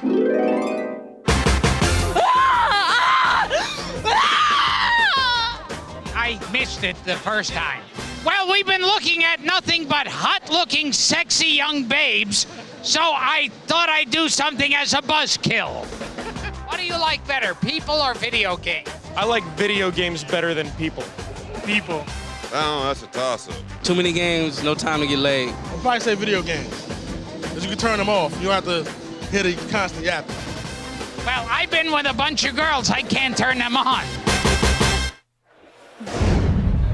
Gilbert is an inspiration to small, whiny men the world around. But Adam, what is whining but a form of complaining? And what is complaining but commentary soaked in attitude? And if you like your commentary overflowing with attitude, you're in luck. It's time for the Morgan Minute. Start the clock. The Wii. We've had some time with it. We've seen the games, we've held the controller, and we now have to ask, can we ever get past the name? Will you ever be comfortable saying, I sure love playing with my Wii, or I have to go Wii? It feels cute and dirty at the same time, which is a problem. And Nintendo had a great name before, Revolution. That's not cute, it's bracing and vaguely warlike. Makes me feel like I need to put on a red scarf and help my friends put the Xbox in a guillotine. But I guess Nintendo can only be a badass a little bit at a time. And that's the point, isn't it? It's Nintendo. Did we ever expect anything from them but singing mushrooms and games about pet grooming? When you've built an empire out of adorable, maybe Wii makes sense. I will feel stupid saying Wii. Yes, really dumb, but I'll get over it. In the past 2 days, I've realized it may be a revolution in gaming, but when I play, all I really think is Wii. By the way, that's been a minute, and I've been Morgan. You sure have. Thanks, Morgan. Now, new Star Trek video games are met with the kind of intense fan excitement usually reserved for something like, well, actually usually reserved for anything else labeled Star Trek. And these people are easily worked up, but in this case, their enthusiasm, it seems to be well-deserved because I'm getting a hands-on with Star Trek Legacy.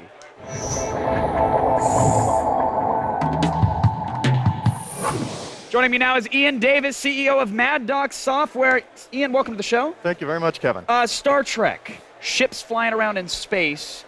What are you going to do with this game? It's an RTS. Is there going to be space battles? Are we teleporting? What's happening? Well, the thing about Star Trek Legacy is that it's the third Star Trek game I've worked on. And when we set about designing this one, I said, we need to design the ultimate Star Trek experience. So what we did was we didn't say, oh, here's a genre of game and let's put Star Trek on it. We said, let's build combat from the ground up the way you would see it in the TV show and the movies. Ah, okay, all right. So we're seeing a space battle taking place here. If you're saying this is the ultimate Star Trek experience, I'm assuming it has to span all the generations of Star Trek. Oh yeah, this is the first game that's ever done that. We go from the Archer era, the Enterprise era, through original series, and through Next Generation and beyond. We've got every ship of all the major races in the game. So can I pit the Enterprise E-Class versus like the Horizon, or do you have to stick to a specific time? In the single-player campaign, we have a Federation campaign that goes from the beginning to the end, and you take your fleet the whole way through it, upgrading it, replacing ships when you think you want to.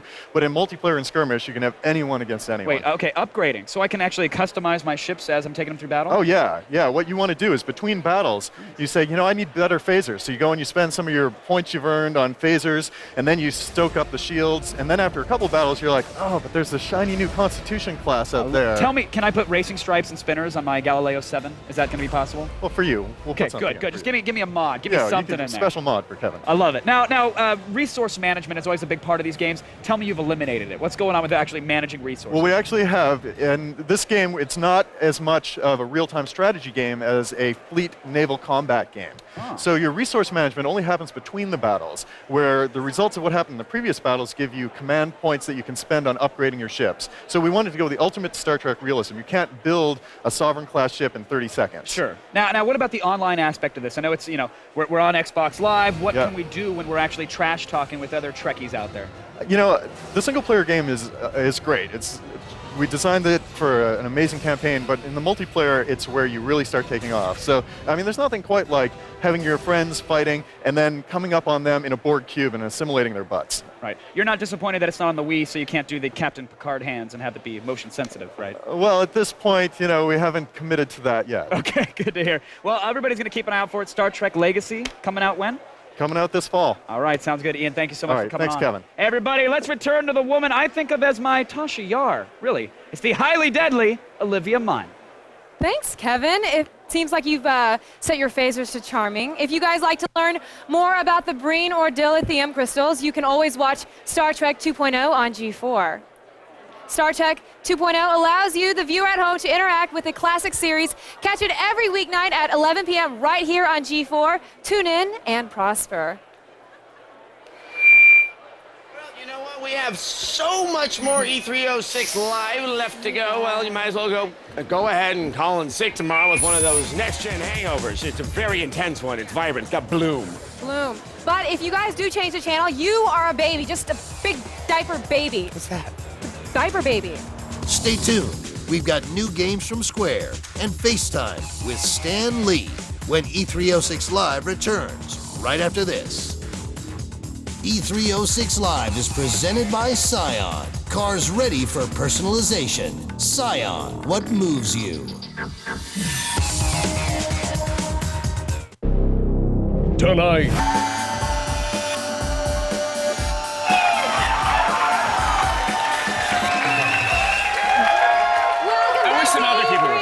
Live, presented by Scion and Mountain Dew. We've gone through an entire hour here, and we want to know which things have gotten your heart racing.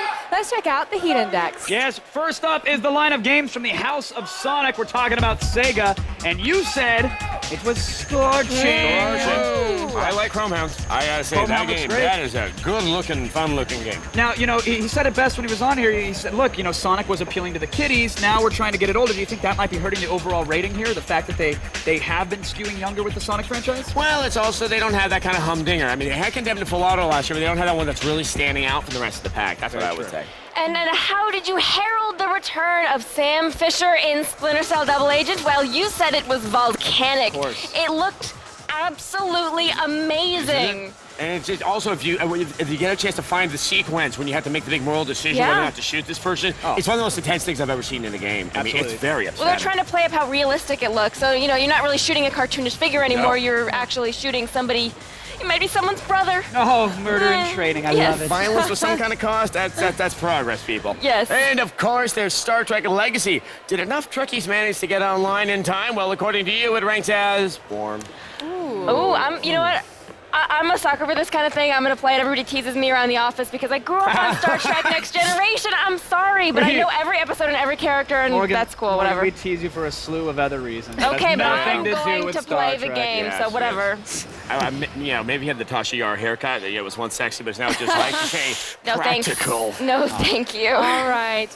Here's what Guitar Siren said about Splinter Cell. This game looks great, and the new Choose Your Own Path option will hopefully add to the experience. I can't wait. I'm right there with them. Cannot wait. Yeah. All right, if you didn't like the results of the Heat Index, then do something about it. Get over to G4TV.com/E3 and vote for what's coming up in the next hour. Or, as always, you can text E3 to G4TXT. That's 44898 to vote and register for E3 Live News alerts. Yeah, go vote for Star Trek. And now we move from the Heat Index to something truly cold-blooded. Yes, yes. In case the last 5 Bruce Willis movies haven't driven the point home enough, bald men are capable of extremely violent acts. Yes, Hitman, the franchise that taught us the joys of strangling people with little pieces of wire. Well, it's coming to the Xbox 360. Pull on your black leather gloves and take in the premiere of Hitman Blood Money.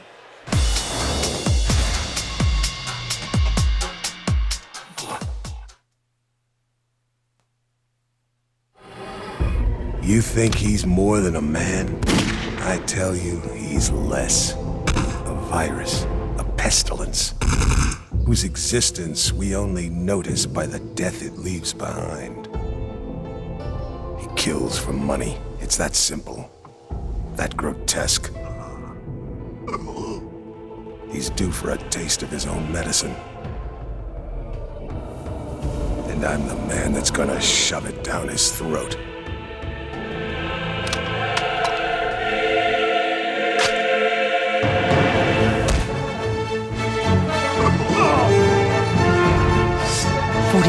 Any mission could be a setup at this point.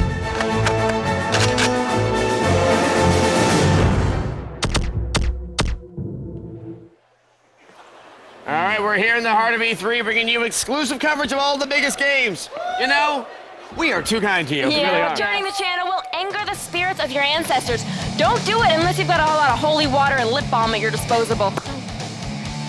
We'll have lots more from Sony and that irrepressible Tony Montana in the Scarface game in the next hour. Stay tuned. E306 Live is presented by Cyan and Mountain Dew and also brought to you by Netscape, Art School Confidential, and ITT Technical Institute. The top 20 things to do before. It's a daily podcast highlighting the best of the internet every day. Download it now at G4TV.com.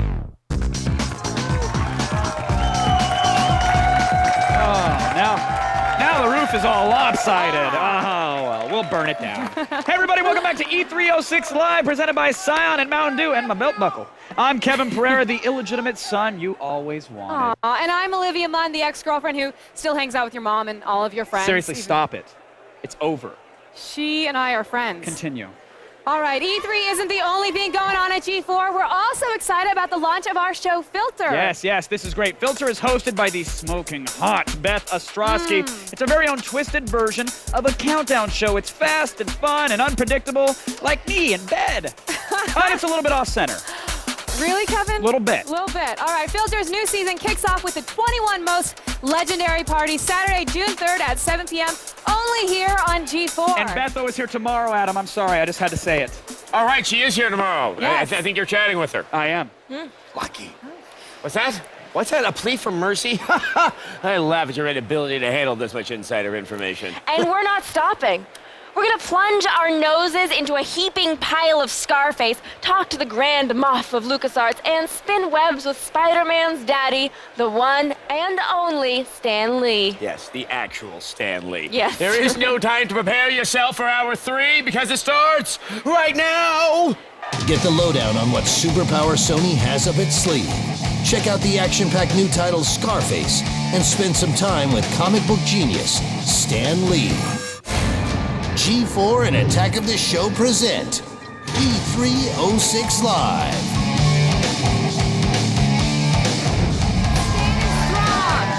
Standing strong. I don't trust that guy right back there, though. I don't trust him. Hey, everybody! Welcome back to E3 06 Live, presented by Scion and Mountain Dew. I'm still Kevin Pereira, believe it or not. And I gotta be honest, I'm impressed with my own stamina. I am too, Kevin. Thank you. And I'm Olivia Munn, and we are covering the gaming industry's biggest event like no one else can. The show and floor is a sea of insiders, outsiders, and swag hunters like my brother and cousins who are here. And we're talking to them all. That's right. We've got first look game premieres, exclusive interviews with the gaming industry's best and brightest, and hands-on demos of the biggest new games. It's 3 hours of live insider coverage you're not getting anywhere else, but right here on the G4. That's where they're getting it. But of course, you can't call yourself a true gamer unless you hang out with G4's resident experts from X-Play. Yes, they're like a next-gen J-Lo and Mark Anthony. They're Morgan Webb and Adam Sessler. Yikes. Thanks, guys. Now, I will ignore the disturbing analogy. No, I kind of like that one for me anyway, but we can't ignore all the great games that are literally spilling out of the doors of the LA Convention Center. We still have yet to check out what LucasArts has brought to the table, and later on, Morgan gets her hands on Scarface.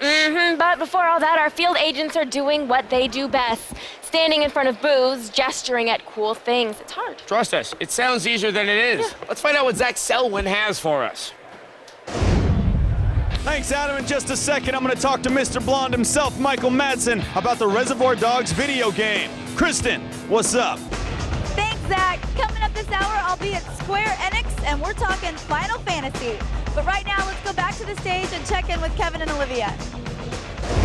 All right, thanks, Kristen. Now listen, folks, seriously, I understand. I know that we are throwing a lot at you. We know, so it's probably hard to really keep track of it all. All right, let us help you process your feelings about E3. Log on to g4tv.com/E3 and check out the Heat Index. That's where you can tell us which E3 announcement or debut has most excited you. Yes, or you can text your opinion to G4TXT, that's 44898, to vote and register for E3 Live News Alerts. We'll be checking out the Heat Index every hour and reading your comments on air, so make them entertaining. Seriously, she likes to giggle. Go ahead, do it. There it is. All right, now let's check back in with Adam Sessler and Morgan Webb. If you like violence, you'll like what they have in store. If you like violence. Thank you, Olivia. Back in the day when the PlayStation 1 was the pinnacle of gaming, we did a great deal of pixelated damage with a little title called Warhawk. Well, those pixels have been smooth, and it's about to make its triumphant next-gen return. We have an extreme close-up for Warhawk on the PlayStation 3.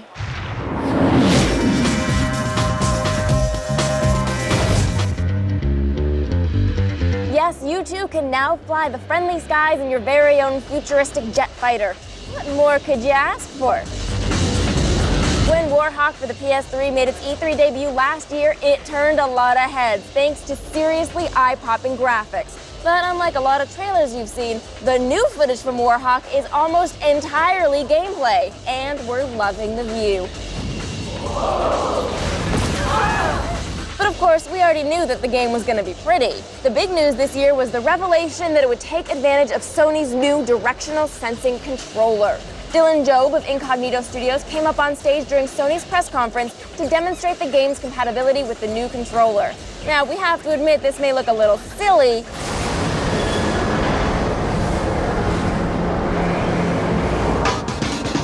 Okay, a lot silly, but we're sure steering with the new peripheral is a lot of fun. It turns out that this isn't a sequel after all, but a complete reimagining of the original game. We've also learned that there will be tank and jeep combat, although it wasn't shown in the newly released footage at E3. But hey, it just gives us something to look forward to, and we'll be doing a lot of that since Warhawk doesn't have a firm release date yet. Hurry it up, Sony. I need to get my pilot's license. You know, at the press conference, Mr. Job was not very good at it. Yeah, I mean, it may look like it was an exhausting game. It was like, And he didn't really hit any of the ships, and his landing was terrible. Yes, no, it's funny. I played it at the booth, and the motion sensitivity thing it was available, and you could almost similar to the Wii. You could move it with a lot of very subtle movements. Because he was really going for the. I And it might have imagine been it theatrics. works, but obviously that's the point. I think what's going to really work for this game is that there are other things. There are tanks, there's shooting, there's all that stuff. If you're going to lean that whole game on the motion sensitivity of that controller, I think you get really tired of it really fast. It would do a disservice to the game because it's going to have a lot more going on in there. Yes. Well, okay. I like to see Kevin and Olivia top that for excitement. This isn't a contest, Adam, unless there's money involved, in which case I will taste their blood. Tastes like chocolate. Oh, bring it, woman. You will try and fail, Webb. Seriously. Now, with so much talk about the PlayStation 3, it's easy to forget about Sony's other products. Oh, Blu-ray DVD players? Oh, God, no. I'm not touching that whole debacle. No, I'm talking about the PlayStation 2 and the PSP, Zach's got another floor report right from the Sony booth. Oh, and guess when it's happening? Right now? That's it.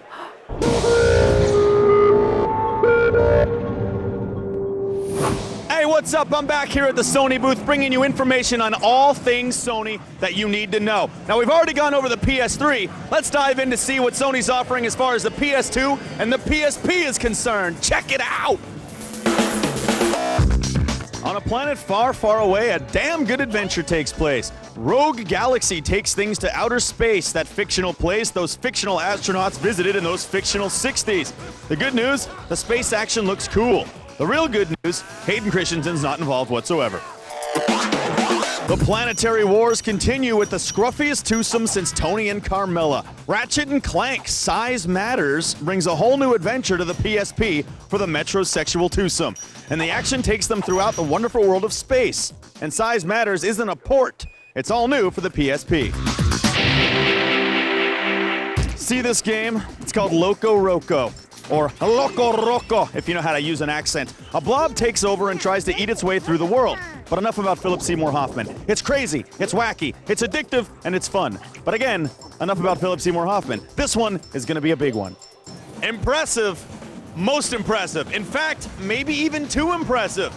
As it should be. That's it for me, Zach, here at the Sony booth. Let's go back to Kevin and Olivia.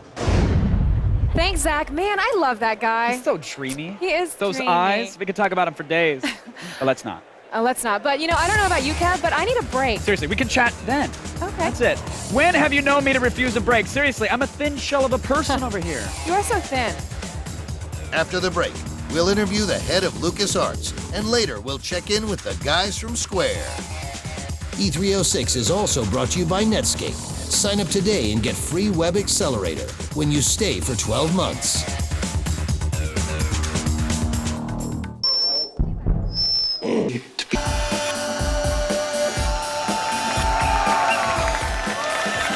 Cheers. Welcome back, everybody. It's E306 Live. I'm Kevin Pereira, and I'll be acting as your protocol droid for the rest of the hour. But right now, the Force compels me to welcome gaming expert Jeff Keighley, who has something of great importance to tell us. Yes, I do. Thank you, Kevin. Well, when your parent company gave birth to two of the greatest adventure franchises in movie history, Star Wars and Indiana Jones, being given the task to create games out of them is a bit like being handed the keys to a candy store. The president of LucasArts knows that feeling all too well. We've got some FaceTime with Jim Ward.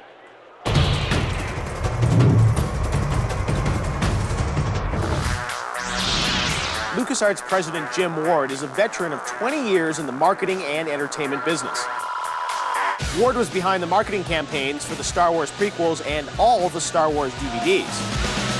Star Destroyer standing by. In his 2 years at LucasArts, he helped launch the Star Wars video games, including Empire at War and Battlefront.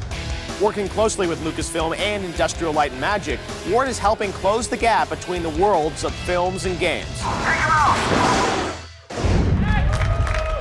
Now, what could the folks over at LucasArts have in store for us? Well, here with us with the answers is Jim Ward. Jim, how are you? Good, Jeff. How are you doing, man? I'm great. Now, big news over at the LucasArts booth. You've announced that there's going to be a new Indiana Jones game coming out in 2007. Now, everyone's waiting for news on, what's happening with the movie. So you've decided, I guess this isn't sort of a play the movie game, right? It has nothing to do with the film? No, absolutely. From the beginning, we weren't going to tie it to the movie. We wanted to create a distinct experience around Indiana Jones. And look, if the movie came out around the same time, cool. If not, fine. Right. And it's not. So this game is actually going to be the Indiana Jones experience for 2007 and hopefully re-energize a whole new generation around, the greatest action figure there is. Now, as a veteran of sort of movie marketing, I mean, do you think, is that the right model to sort of bring games out alongside the movie? I know, EA was supposed to bring out Superman alongside the movie. It, slipped, I guess, coming out with the DVD. I mean, is that a bad thing, or that's what companies should be doing? Well, no, yeah, absolutely. I think we were the leaders in actually creating these media kind of events where not only coming out with a movie, but coming out with a DVD, and that absolutely can help give a lot of heat out in the marketplace. But you know what? We firmly believe that in the next couple of years, interactive gaming will be the leading edge of all entertainment, and that games themselves will be events in their own right. And certainly, if anyone deserves that, it's Indiana Jones, and we think coming out with a game in the summer of 2007 will be as big an event as any of the other movies that are coming out that summer. That's fantastic. Now, you're not just doing sort of next-gen graphics on this game, you're really focusing on sort of bringing next-gen gameplay to this title. Why don't you tell us about some of the amazing things you're doing with sort of game physics and procedural animation? Yeah, absolutely. We've been working for the past number of years, both with Industrial Light and Magic and with some outside companies on some proprietary technologies that we're launching here today at E3. The first is a technology called Euphoria, developed with a company called Natural Motion. And basically what that does is imbue every character in a game with a nervous system, with a brain and a nervous system. And so when Indiana Jones co-cocks somebody, they're going to react completely different every single time he hits them. Wow. And gone are the days of animation where you're tired of seeing the same 3 or 4 animations. That's all gone. AI drives it now. Wow. And so unpredictable game environment. Completely unpredictable, and it rocks, and it's going to be infinite gameplay possibilities for players. Now let's switch to Star Wars, because you've also doing some new stuff with Star Wars. You've got Force Commander expansion pack. You've also got our Empire War expansion pack. Sorry. And then also you've got another big game, Lego Star Wars, which is coming out based on the original trilogy. But you're also doing a new Star Wars game. I got a preview of it. So this is using the new technology. Absolutely. We've got a super... So is it going to be a Vader game? People have been sort of guessing about that. I don't know. That got out in the press. Certainly Darth Vader is going to be a part of that because it's hard not to. He is the guy, right? You get to play as Vader, though? No, you don't. But it's cooler than that, because what we're basically doing is taking the concept of the Force and amping that out to things that you've never been able to do for as a player. But we're also introducing with that game as well a new technology called Pixelux, which basically our brilliant guys have created for the first time ever digital molecular matter. So everything that you see is alive as if it were a real world. So, in the old days, you'd break down a piece of wood, it would have one animation, that was it. Now you break it, no matter how you break it, it breaks as if real wood. Glass, metal, carbonite, you name it, it's going to break as if it were in the real world. And you match up this natural motion technology and Pixelux, and all of a sudden, you've got real gameplay changes for next gen. Now, I got to ask you about, humor, though, in games. You guys were sort of on the leading edge of that with, the Monkey Island series, Day of the Tentacle. I grew up and loved those LucasArts adventure games. Are you guys ever going to bring back those series again? Yeah, Jeff, we could do that. But you know what? I've challenged our guys with another thing, and that's, we had the glory days back then, but I said, we will bring those games back in 2015 if we can develop new IP. Because I remind them, you ever remember let's get some funny games. Well, you remember Dukes of Hazzard and Bewitched last summer for movies? Yeah. Didn't do too well, did they? We got to come up with new ideas and fresh ideas. And once we do that, fine. Then we can bring back some of the old ideas. Because you know what? We can come up with better ideas in those games, and we will. Fantastic. Well, we're looking forward to seeing those. Thanks for joining us, Jim. All right, Jeff. Appreciate it. All right, back to you, Morgan and Olivia. Thanks, Jeff. Now, E306 Live is going to go away for just a few minutes, but it'll be back. Yeah, she's telling the truth. Morgan never lies. Never. When we come back, get a peek at the new Scarface game. And later, it's comic book legend Stan Lee. In the flesh, Excelsior. E306 Live is presented by Mountain Dew, coming to you live and in color. Doesn't happen.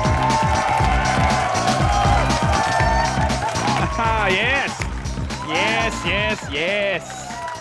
Welcome back to E306 Live, presented by Scion and Mountain Dew. I'm Kevin Pereira, and I gotta be honest, I haven't been this consistently giddy since I replaced my humidifier with a helium tank. Interesting, Kevin. Probably should have admitted that. No, you shouldn't have. Well, speaking of abusing substances, Morgan Webb would like to introduce us to her little friend. Yes, since my days as a gangster rapper, I thought Tony Montana would make one hell of a video game character. Now, I had to carve up a few communists for the chance, but I have an exclusive hands-on look at Vivendi's new Scarface game.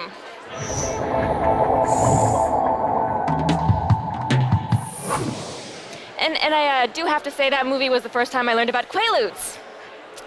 Imagine asking your mom, what are Quaaludes? Okay, so everybody wants to know about the cast, so tell us a little bit about the cast of voice acting for the game. Sure, I mean, we have an enormous cast, probably one of the largest ever assembled for a video game. And we actually had cast all the major roles first and had, done a press release, and, people like Michael Rappaport and a lot of the people from the movie were in the cast as well. But then we went back and said, all these ancillary characters, all these secondary characters that we had, normally we'd go out and get voice actors, really talented people to come in and do the roles. Except with Scarface, it's a little different because we had so many people from the Hollywood community, actors, actresses, models, rappers, singers, sports people that said, if they're doing a Scarface game, I really want to be involved in it. So we were able to open it up, and all those traditional characters that you wouldn't have had, Hollywood type talent for, we're now able to take and put into the role. A great example of that is we have a character in the game who runs Fidel's Records, and the original description was, long-haired, devil worshipper, record store owner. And so we cast Tommy Lee for that. And it was sort of perfect. In each one of those examples, we really felt that the Hollywood person that we were bringing in to do the role, matched up with the character. And that's really what's most important. Yeah, so give me another couple examples. We have Jason Mewes in the game who, our game has a lot of F-bombs in it. And so it's like we were trying to think of, who can really deliver some F-bombs with flair. And we had one particular role that called for, somebody to drop as many as Tony did. And so we went out and grabbed Jason Mewes. And, we have Bam Margera and we have Jillian Barberie. And, the list goes on and on and on. So what about Pacino? We did work directly with Al Pacino. We have his likeness in the game. We have a voice actor who does a great job, handpicked by Al Pacino. And so really, when you look at Tony, he looks like Tony, he sounds like Tony, he moves like Tony. It's Tony. Is he as sadistic as Tony? We should talk maybe a little bit about the story, because the movie is dark and it's violent and it's a little bit sadistic. So and the game is all of that as well. And we view this as almost like a 40-hour Scarface film, and it definitely captures the character. Because didn't Tony Montana die? He does. At the end he does die at the end. So what we did, what happens in a game when you die? Well, you come right back to life. So if we're going to do a see the movie, play the movie, 1995 license slap, we would have done that. But what we wanted to do in this game was give the player an opportunity to change the fiction, to put him in the role of Tony Montana. We open up the game at the very last scene of the film, in the mansion shootout. Player starts M16 grenade launcher in hand, blow down the door, say hello to my little friend, and then bang, nonstop, cocaine-fueled, violent rage all the way through the mansion until he escapes. So the player changes the fiction, which allows us to tell another story in that universe where we wouldn't have normally been allowed to do that. All right, so people might think Vice City.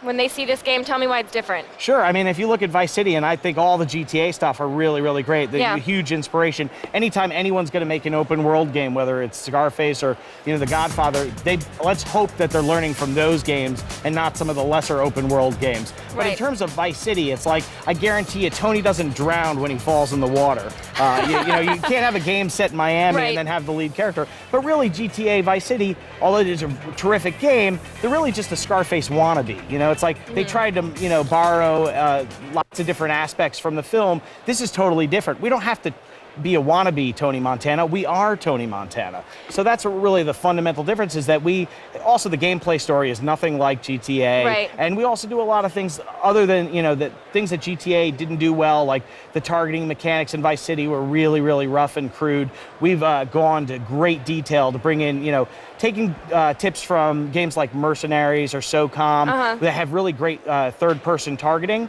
and able to put that in the game. So also we use a lot of other innovations. We have a huge exotic menu. You can play more than one character. So there's tons and tons of differences between Vice City and Scarface. Cool, we can't wait to see it. And thanks, Pete. Our own Layla Kaylee got to go to the star-studded Scarface premiere party, and we'll have that a little later. But right now, let's find out what's going on with Adam. Oh yeah, a lot. I mean, I've been standing here waiting for you to talk to me.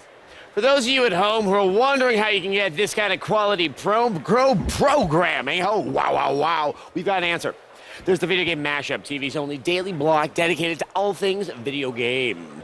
The heart of the Mashup is a show I've heard about it. I think it's pretty good. It's called X-Play. That's where Morgan Webb and I play and review every game we get our hands on. The Mashup, 3 full hours, cheats, tips, tricks, and those brutally honest game reviews. Do not miss X-Play and the rest of the Mashup weekdays from 4 to 7 p.m. That's right here on G4. And oh, the fantasy role-playing game. This has been an accepted substitute for real social life for a long, long time. Thank God. And the tradition continues. The sequel to the popular fantasy game Neverwinter Nights is on the way to your PC, and here's the exclusive premiere. I give you Neverwinter Nights 2.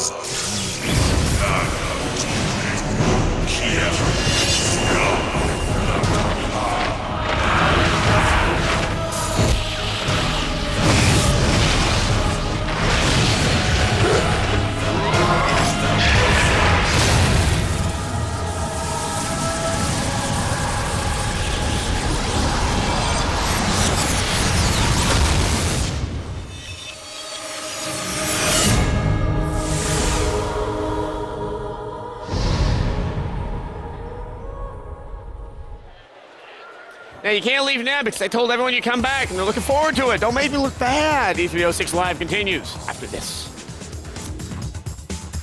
Up next, an exclusive sneak peek at the Reservoir Dogs game. Right after this. E306 Live is presented by Scion. Cars ready for personalization. Scion, what moves you?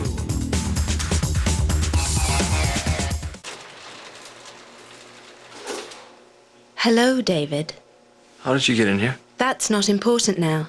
Listen carefully. You have to watch Midnight Spank, G4's new block of late-night shows. Why? Because I can make everyone you've ever loved disappear, David. Disappear forever. Oh. Introducing Midnight Spank. Weeknights only on G4.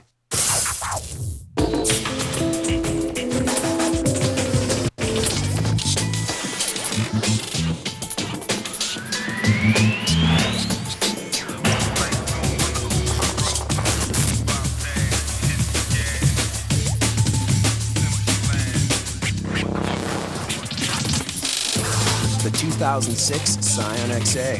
Restyled, ready for personalization.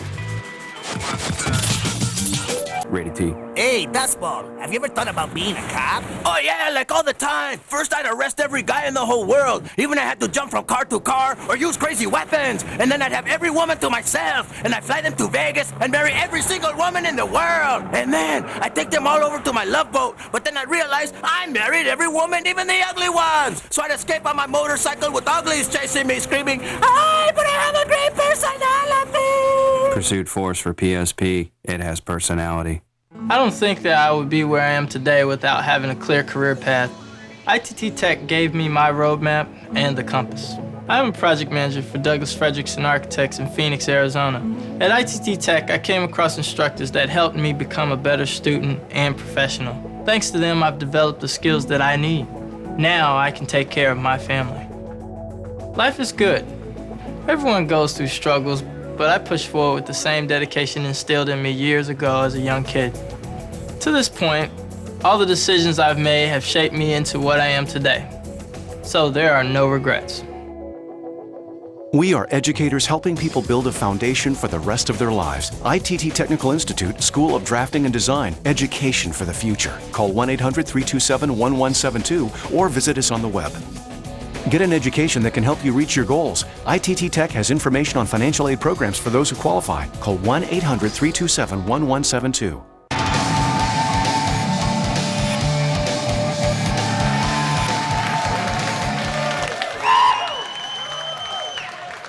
Welcome back to E306 Live. I'm Morgan Webb, and only the faint hope of cocktail hour sustains me. Speaking of cocktails, E3 isn't just about the games. There are also parties, and no E3 party had more celebrities than the bash thrown last night for the Scarface game. We sent the intrepid Layla Kaylee to check out the A-list red carpet.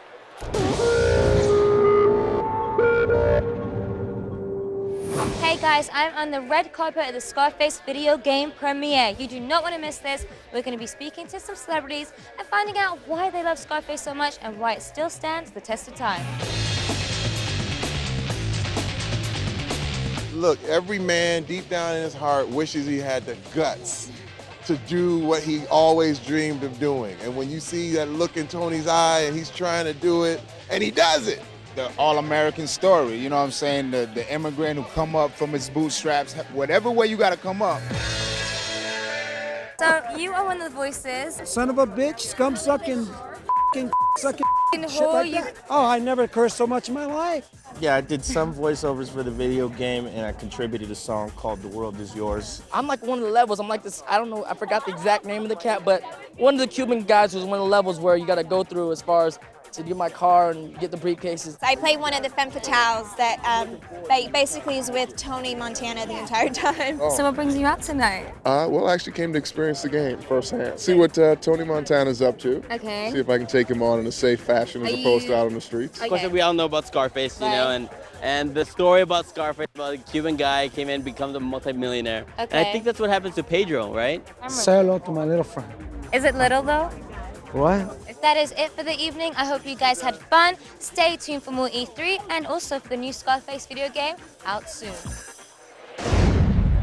Now, a reminder that just because you're in your living room doesn't mean you can't share in the E3 experience. Just log on to g4tv.com/E3. That's where you can tell us which E3 announcement or debut has most excited you. Or you can text your opinion to G4TXT, that's 44898, to vote and register for E3 Live news alerts. Now, let's check in with Adam and Olivia. Now, starting this Monday, things are going to look very different on Attack of the Show. We have a new set, some new faces, but that same Attack of the Show attitude. And coming up this year, Attack breaks out with week-long road trips. In July, they're going to be crashing the superhero conventions with Comic-Con Live. Yes, in August, we'll head to Sin City, Las Vegas for a week of the sight, sounds, and only Attack of the Show can bring you. And in September, we're off to Tokyo, the place that seems to be defining what's next, including animation, gadgets, and video games. Yes, and it all starts this Monday with an all-new Attack of the Show. Right here this Monday at 7 p.m. I'm watching it. You are? I know that. Yeah, I'll be watching it too. Good. Well, I hope you're there too. Oh. And part of the new Attack of the Show will be Mr. Zach Selwyn. We sent my him. favorite guy. He is a good guy. And we sent him onto the expo floor in search of some Reservoir Dogs. And he snagged one. Cover your ear because Zach is about to go one-on-one with Mr. Blonde himself, Michael Madsen, in this floor report.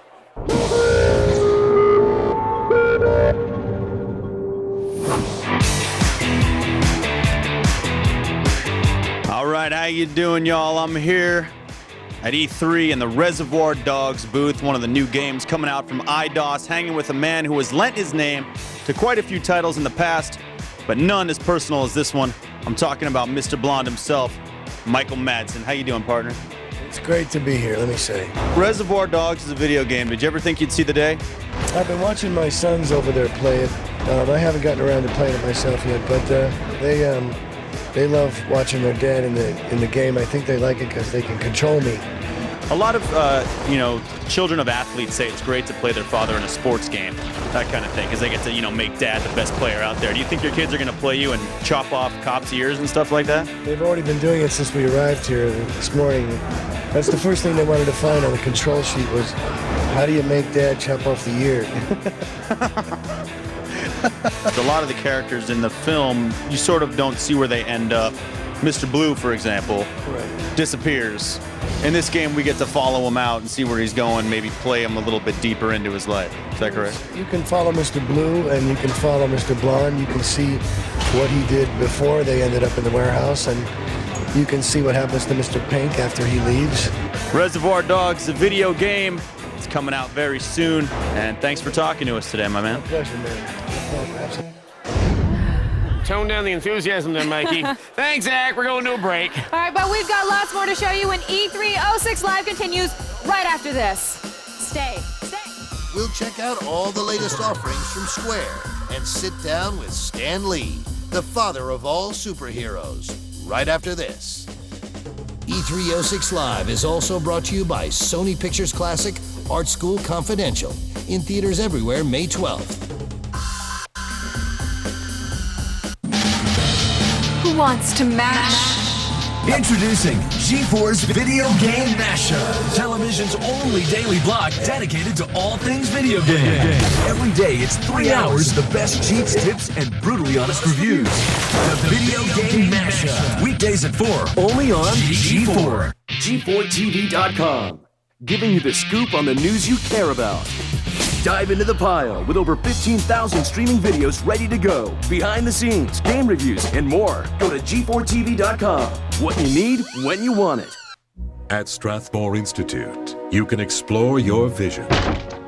Feel the power of creativity. Hit the juice! Or simply try to get lucky. Are you serious? You never been laid before? That for sure you're a homo. I definitely don't have AIDS. I've been tested like 40 times, so I know it for a fact. From the director of Bad Santa. Do you want to go get pizza? Art School Confidential, rated R. Now playing New York and Los Angeles, starts Friday everywhere. Previously on Circle of Trust. I didn't say anything when Rhonda took my lipstick, ate my peanut butter, and stole my boyfriend. But today, she tried to sign me up for Net Zero. I hate them. My Netscape has unlimited internet access and free web accelerator for just $9.95 a month. You know, Net Zero charges you every time you call for tech support. That's crazy. She's crazy. Get Netscape. Sign up today. Bottom of the ninth inning, a tie score. Hard hit to left field. Is it a foul ball? It's your call. Fair foul. Need a moment? I think he singled home run. Chew it over with Twix. We're a pretty tight group here. It doesn't happen overnight. People have to learn that they can count on you. You know what I mean? On the pass!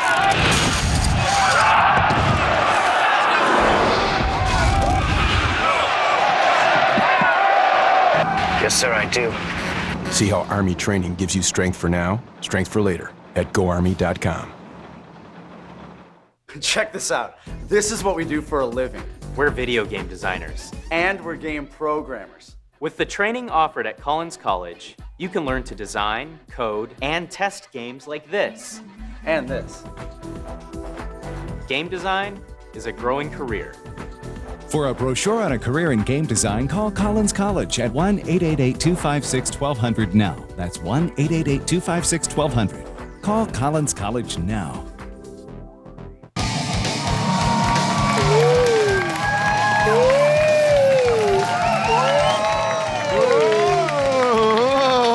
That's really weird, Kevin. Yeah. Welcome back to E306 Live, presented by Scion and Mountain Dew. I'm Adam Sessler. You are, and I'm Kevin Pereira, and this is G4's exclusive insider coverage of the gaming world's biggest week, and we've spared nothing in bringing it all right to your doorstep. Like a newspaper. Or an abandoned child. Well, let's not get bogged down here. Instead, let's dive into the home of the Final Fantasy series, Square Enix, in this floor report. Take it away, Kristen Holt.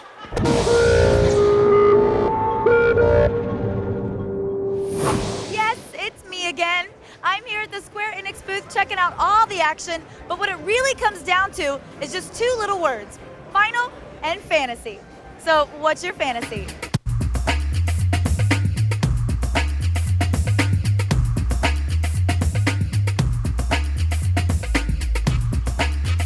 FF fans have been waiting for Final Fantasy XII longer than they've been waiting for social interaction and fresh air. Just kidding, peeps. We're all jonesing for this one. A different battle style, control of your own character, and a dreamer caught between warring kingdoms, like a young James Dean. Or is it Dean Cain? I can't keep up with these things. Continuing that hip trend of Valhalla and video games comes the anticipated Valkyrie Profile 2 Slameria. With lots more combat than the previous game, Slameria just oozes the highbrow mythology. The Dawn of Mana is a prequel to The Secret of Mana, a cultish hit that's getting bigger and bigger. In this long overdue release, we'll learn more about the origins of the world of Mana, and now it's 3D. And the never-ending Final Fantasies continue on and on and on, right here at E3 2006. If you tell me your fantasies, I will tell you mine. If you're good, that is. Well, I mean, I have to say, I know those are different games, but when you look at the cutscenes, they all kind of look the same with those outrageous costumes. No, they do. I gotta say, though, when it comes to Final Fantasy 12, previous series have all been kind of like preteen adolescent struggles with nothingness. Right. This finally looks like a story that's mature, that I can sink my teeth into. Young adult, you're saying? Yes. Struggle for power. Juvenile lit, that kind of thing. Juvenile. It's now the Judy Bloom of Final Fantasy. What's Slameria? It sounds like something Anna Slameria? Nicole is promoting on a billboard. Yeah, I know. Honestly, in Enix and a few of the other companies, I think they just have like, crazy word box. Right. They're like, what? We're gonna call this one Slameria. They're playing Mad Libs with their games. Yeah, people say, no, it makes more sense in Japanese. I have a hunch. It doesn't. No, all right. They're just laughing at us. They are right now. My X-Play co-host Morgan Webb and I almost never get a chance to chat before the producers lock us back into our hyperbaric oxygen chambers. That's too bad, but maybe it's good, then you can learn so much about her in the Morgan Minute. I can? Yeah, you watch. When you come to E3, there's a lot of noise about the big stuff, but the coolest stories are always the littlest ones. For instance, did you know there is one game for the 360 that doesn't involve guns or balls of any fashion? It's Viva Pinata. Yes, Viva Pinata. It's a game where you build an adorable little garden to attract adorable little papier-mâché creatures. Now you're probably saying, yeah, I played this game 10 years ago when it was called Sim Safari, but you're wrong. This game has over 60 different kinds of pinatas with different needs and different temperaments. Some get in fights, and when one of them loses, candy! Okay, it sounds stupid, I know, but so did the cotton gin in the beginning, and Viva Pinata is easily more fun than the cotton gin. The game is goofy and adorable, which is an odd find on the 360, the official console of death and testosterone. I'm looking forward to playing it when it comes out around the holidays, and I'm looking forward to what other surprises Microsoft may have for me. In conclusion, I'm Morgan, and that's been a minute. Now, who better to go toe-to-toe with the creator of the Marvel Comics multiverse, Stan Lee, than Attack of the Show's resident super geek, Blair Butler? Yeah, we agree.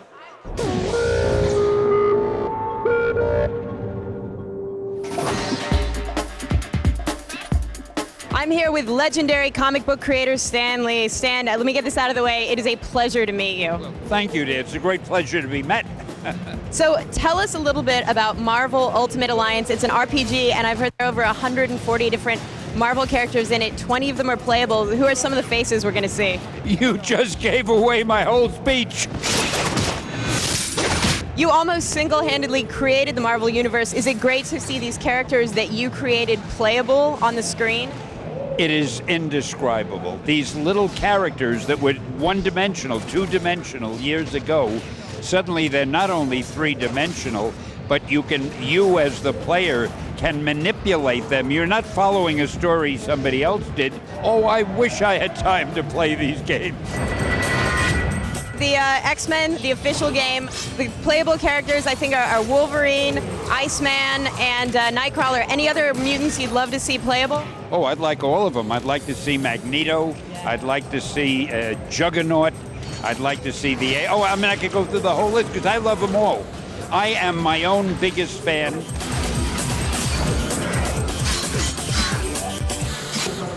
Hey, I'm done nerding out with Stan Lee, so right now we're going to send it back to you guys.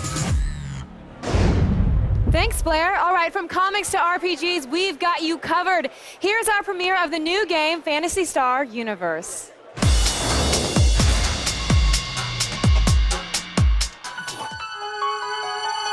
Who said we are lost again in this lonely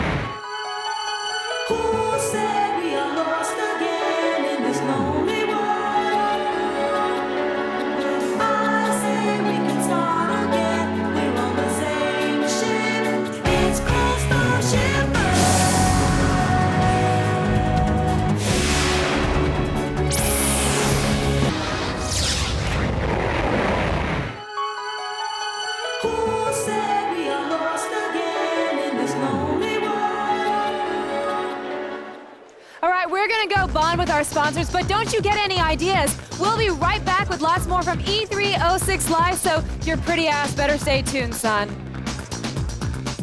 Feel the burn as the heat index starts to sizzle with the results of our interactive viewer poll. Right after this. E306 Live is presented by Mountain Dew, coming to you live and in color.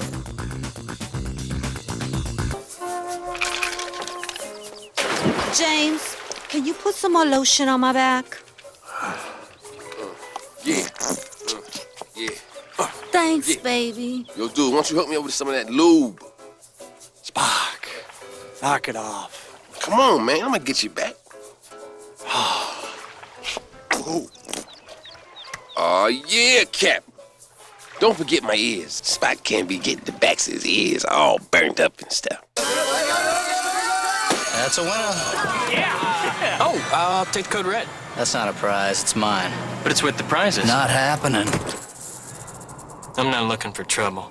Well, you found it.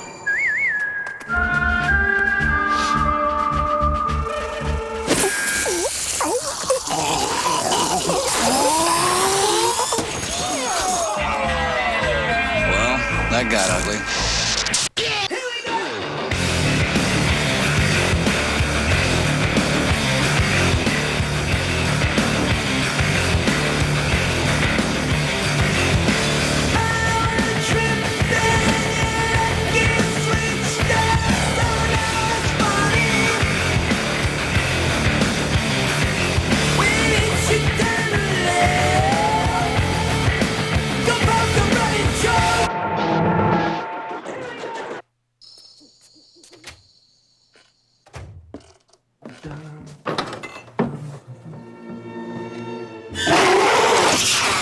All right, you guys are here already? Yeah, Netflix sent us out. They shipped us for free. Now, you guys are... Blood enemies spawned from the underworld, destined for mortal combat into eternity, and a very popular new release, I might add. There's a movie waiting for you at home. Netflix. All the DVDs you want, starting at only $9.99 a month, no late fees. Queue up a free ringtone from Q-Tones. Call right now and get a ringtone at no cost to you. Just text your choice to 40100. Text D90 for Gold Digger. Text E90 for Wait, the Whisper Song. Text M90 for Sweet Home Alabama. Or text J90 for Super Mario Brothers. And remember, text right now for a free ringtone from Q-Tones.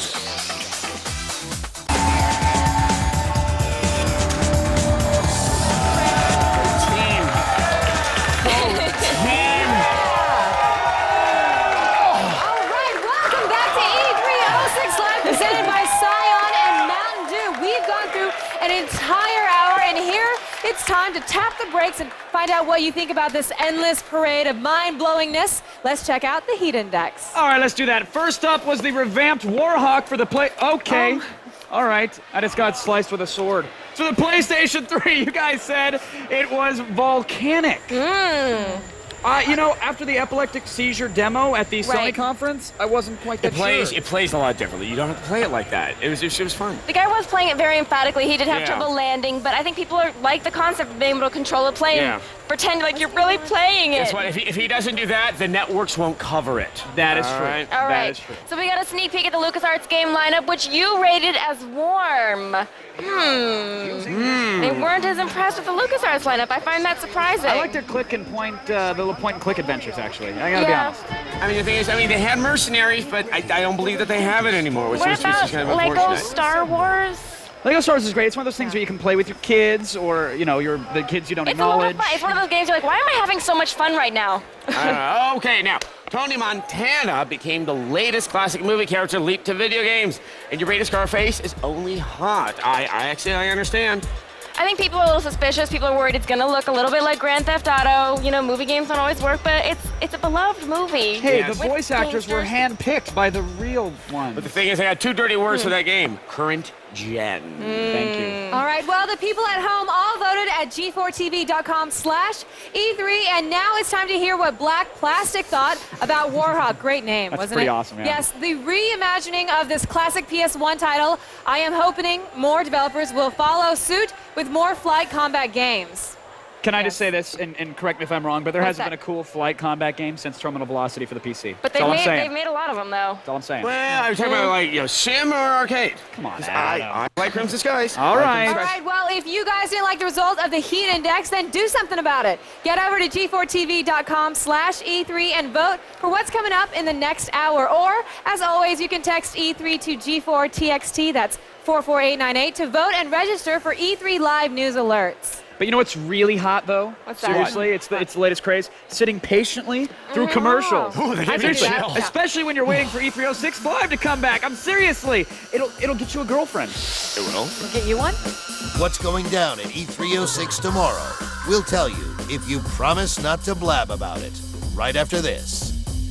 E306 Live is presented by Cyan and Mountain Dew, and also brought to you by Netscape, Art School Confidential, and ITT Technical Institute.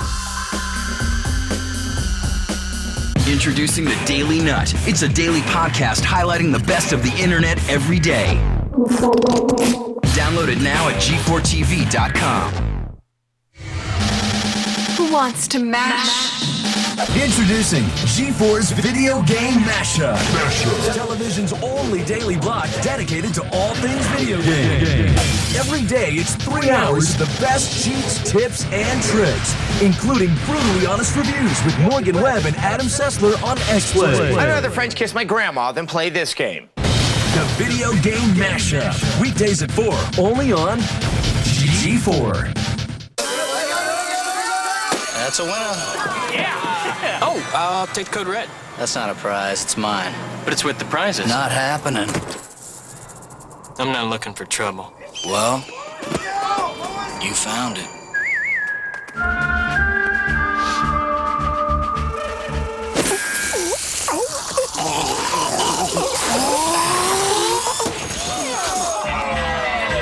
Well, that got ugly. Hello? Anybody here? It lives in the walls. What's that? It hunts at night. I keep seeing things. And on May 19th, What is going on? it's here to do God's work. Your sins must be cleansed. This is not what God wants! See no evil. Rated R. In theaters everywhere, May 19th.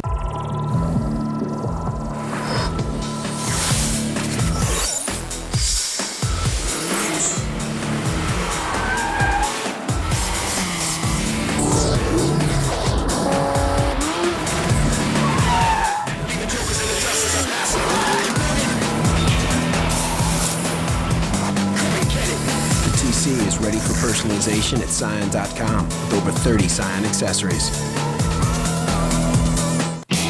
Looking for the picture-perfect Mother's Day gift? Circuit City makes it simple. Circuit City's the place to find the perfect digital camera for mom. And this Saturday from 1 to 5, come see how easy digital imaging can be at the Kodak Demo Day. Plus, save up to 10% on digital cameras and camcorders, like this Kodak EasyShare camera with printer dock and free travel bag. Now just $249.99 after a $30 price break before instant savings. At Circuit City. Why live with athlete's foot? Cure the itch and burn of most athlete's foot with Lotrimin Ultra in just 1 week's use. New Lamisil Defense, 4 long weeks. But Lotrimin Ultra is so powerful, nothing cures faster. Lotrimin Ultra, the 1 week killer cure. The side effects from watching this unrated movie may include joint pain, muscle spasm, memory loss, convulsions, shortness of breath, bedwetting, nausea, impaired judgment, increased appetite, diarrhea, irritability, rash, unusual hair growth, and sexual dysfunction. I feel so good! Grandma's Boy Unrated. Own it today.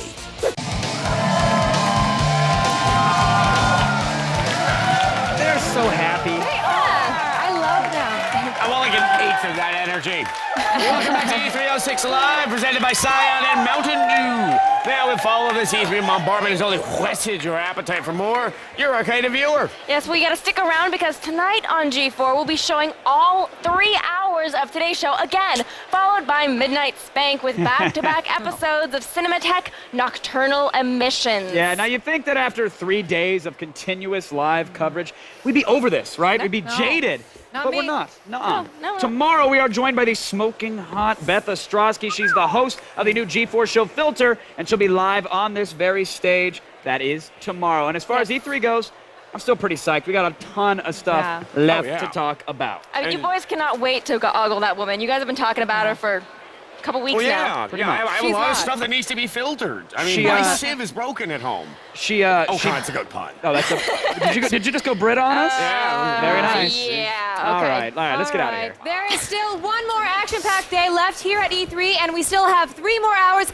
of live coverage to make sure you come away from E306 reeking of insider game knowledge. Well, insider game knowledge and $10 pina colada smoothies. Yes, keep it locked here on G4. Our live E3 coverage starts at 6 p.m. Eastern and Pacific tomorrow. And if you can't wait until then, don't worry. Just check out g4tv.com/ give me the slash E3 for all the sights, the sounds, and even the smells, unfortunately, of the LA Convention Center. They're right on your computer, on the internet. The smells I'm serious. are? Well, no. Since my boyhood on Kashyyyk, there's been a special place in my heart for the Star Wars films, but, I remember many of them. Do you? Okay. I do. That's it for the show, right? Good night, everyone. We'll talk more. Bye, we're out of here. Give me some shirts. Let's give these guys some crap. I love it. There we go. Shirts.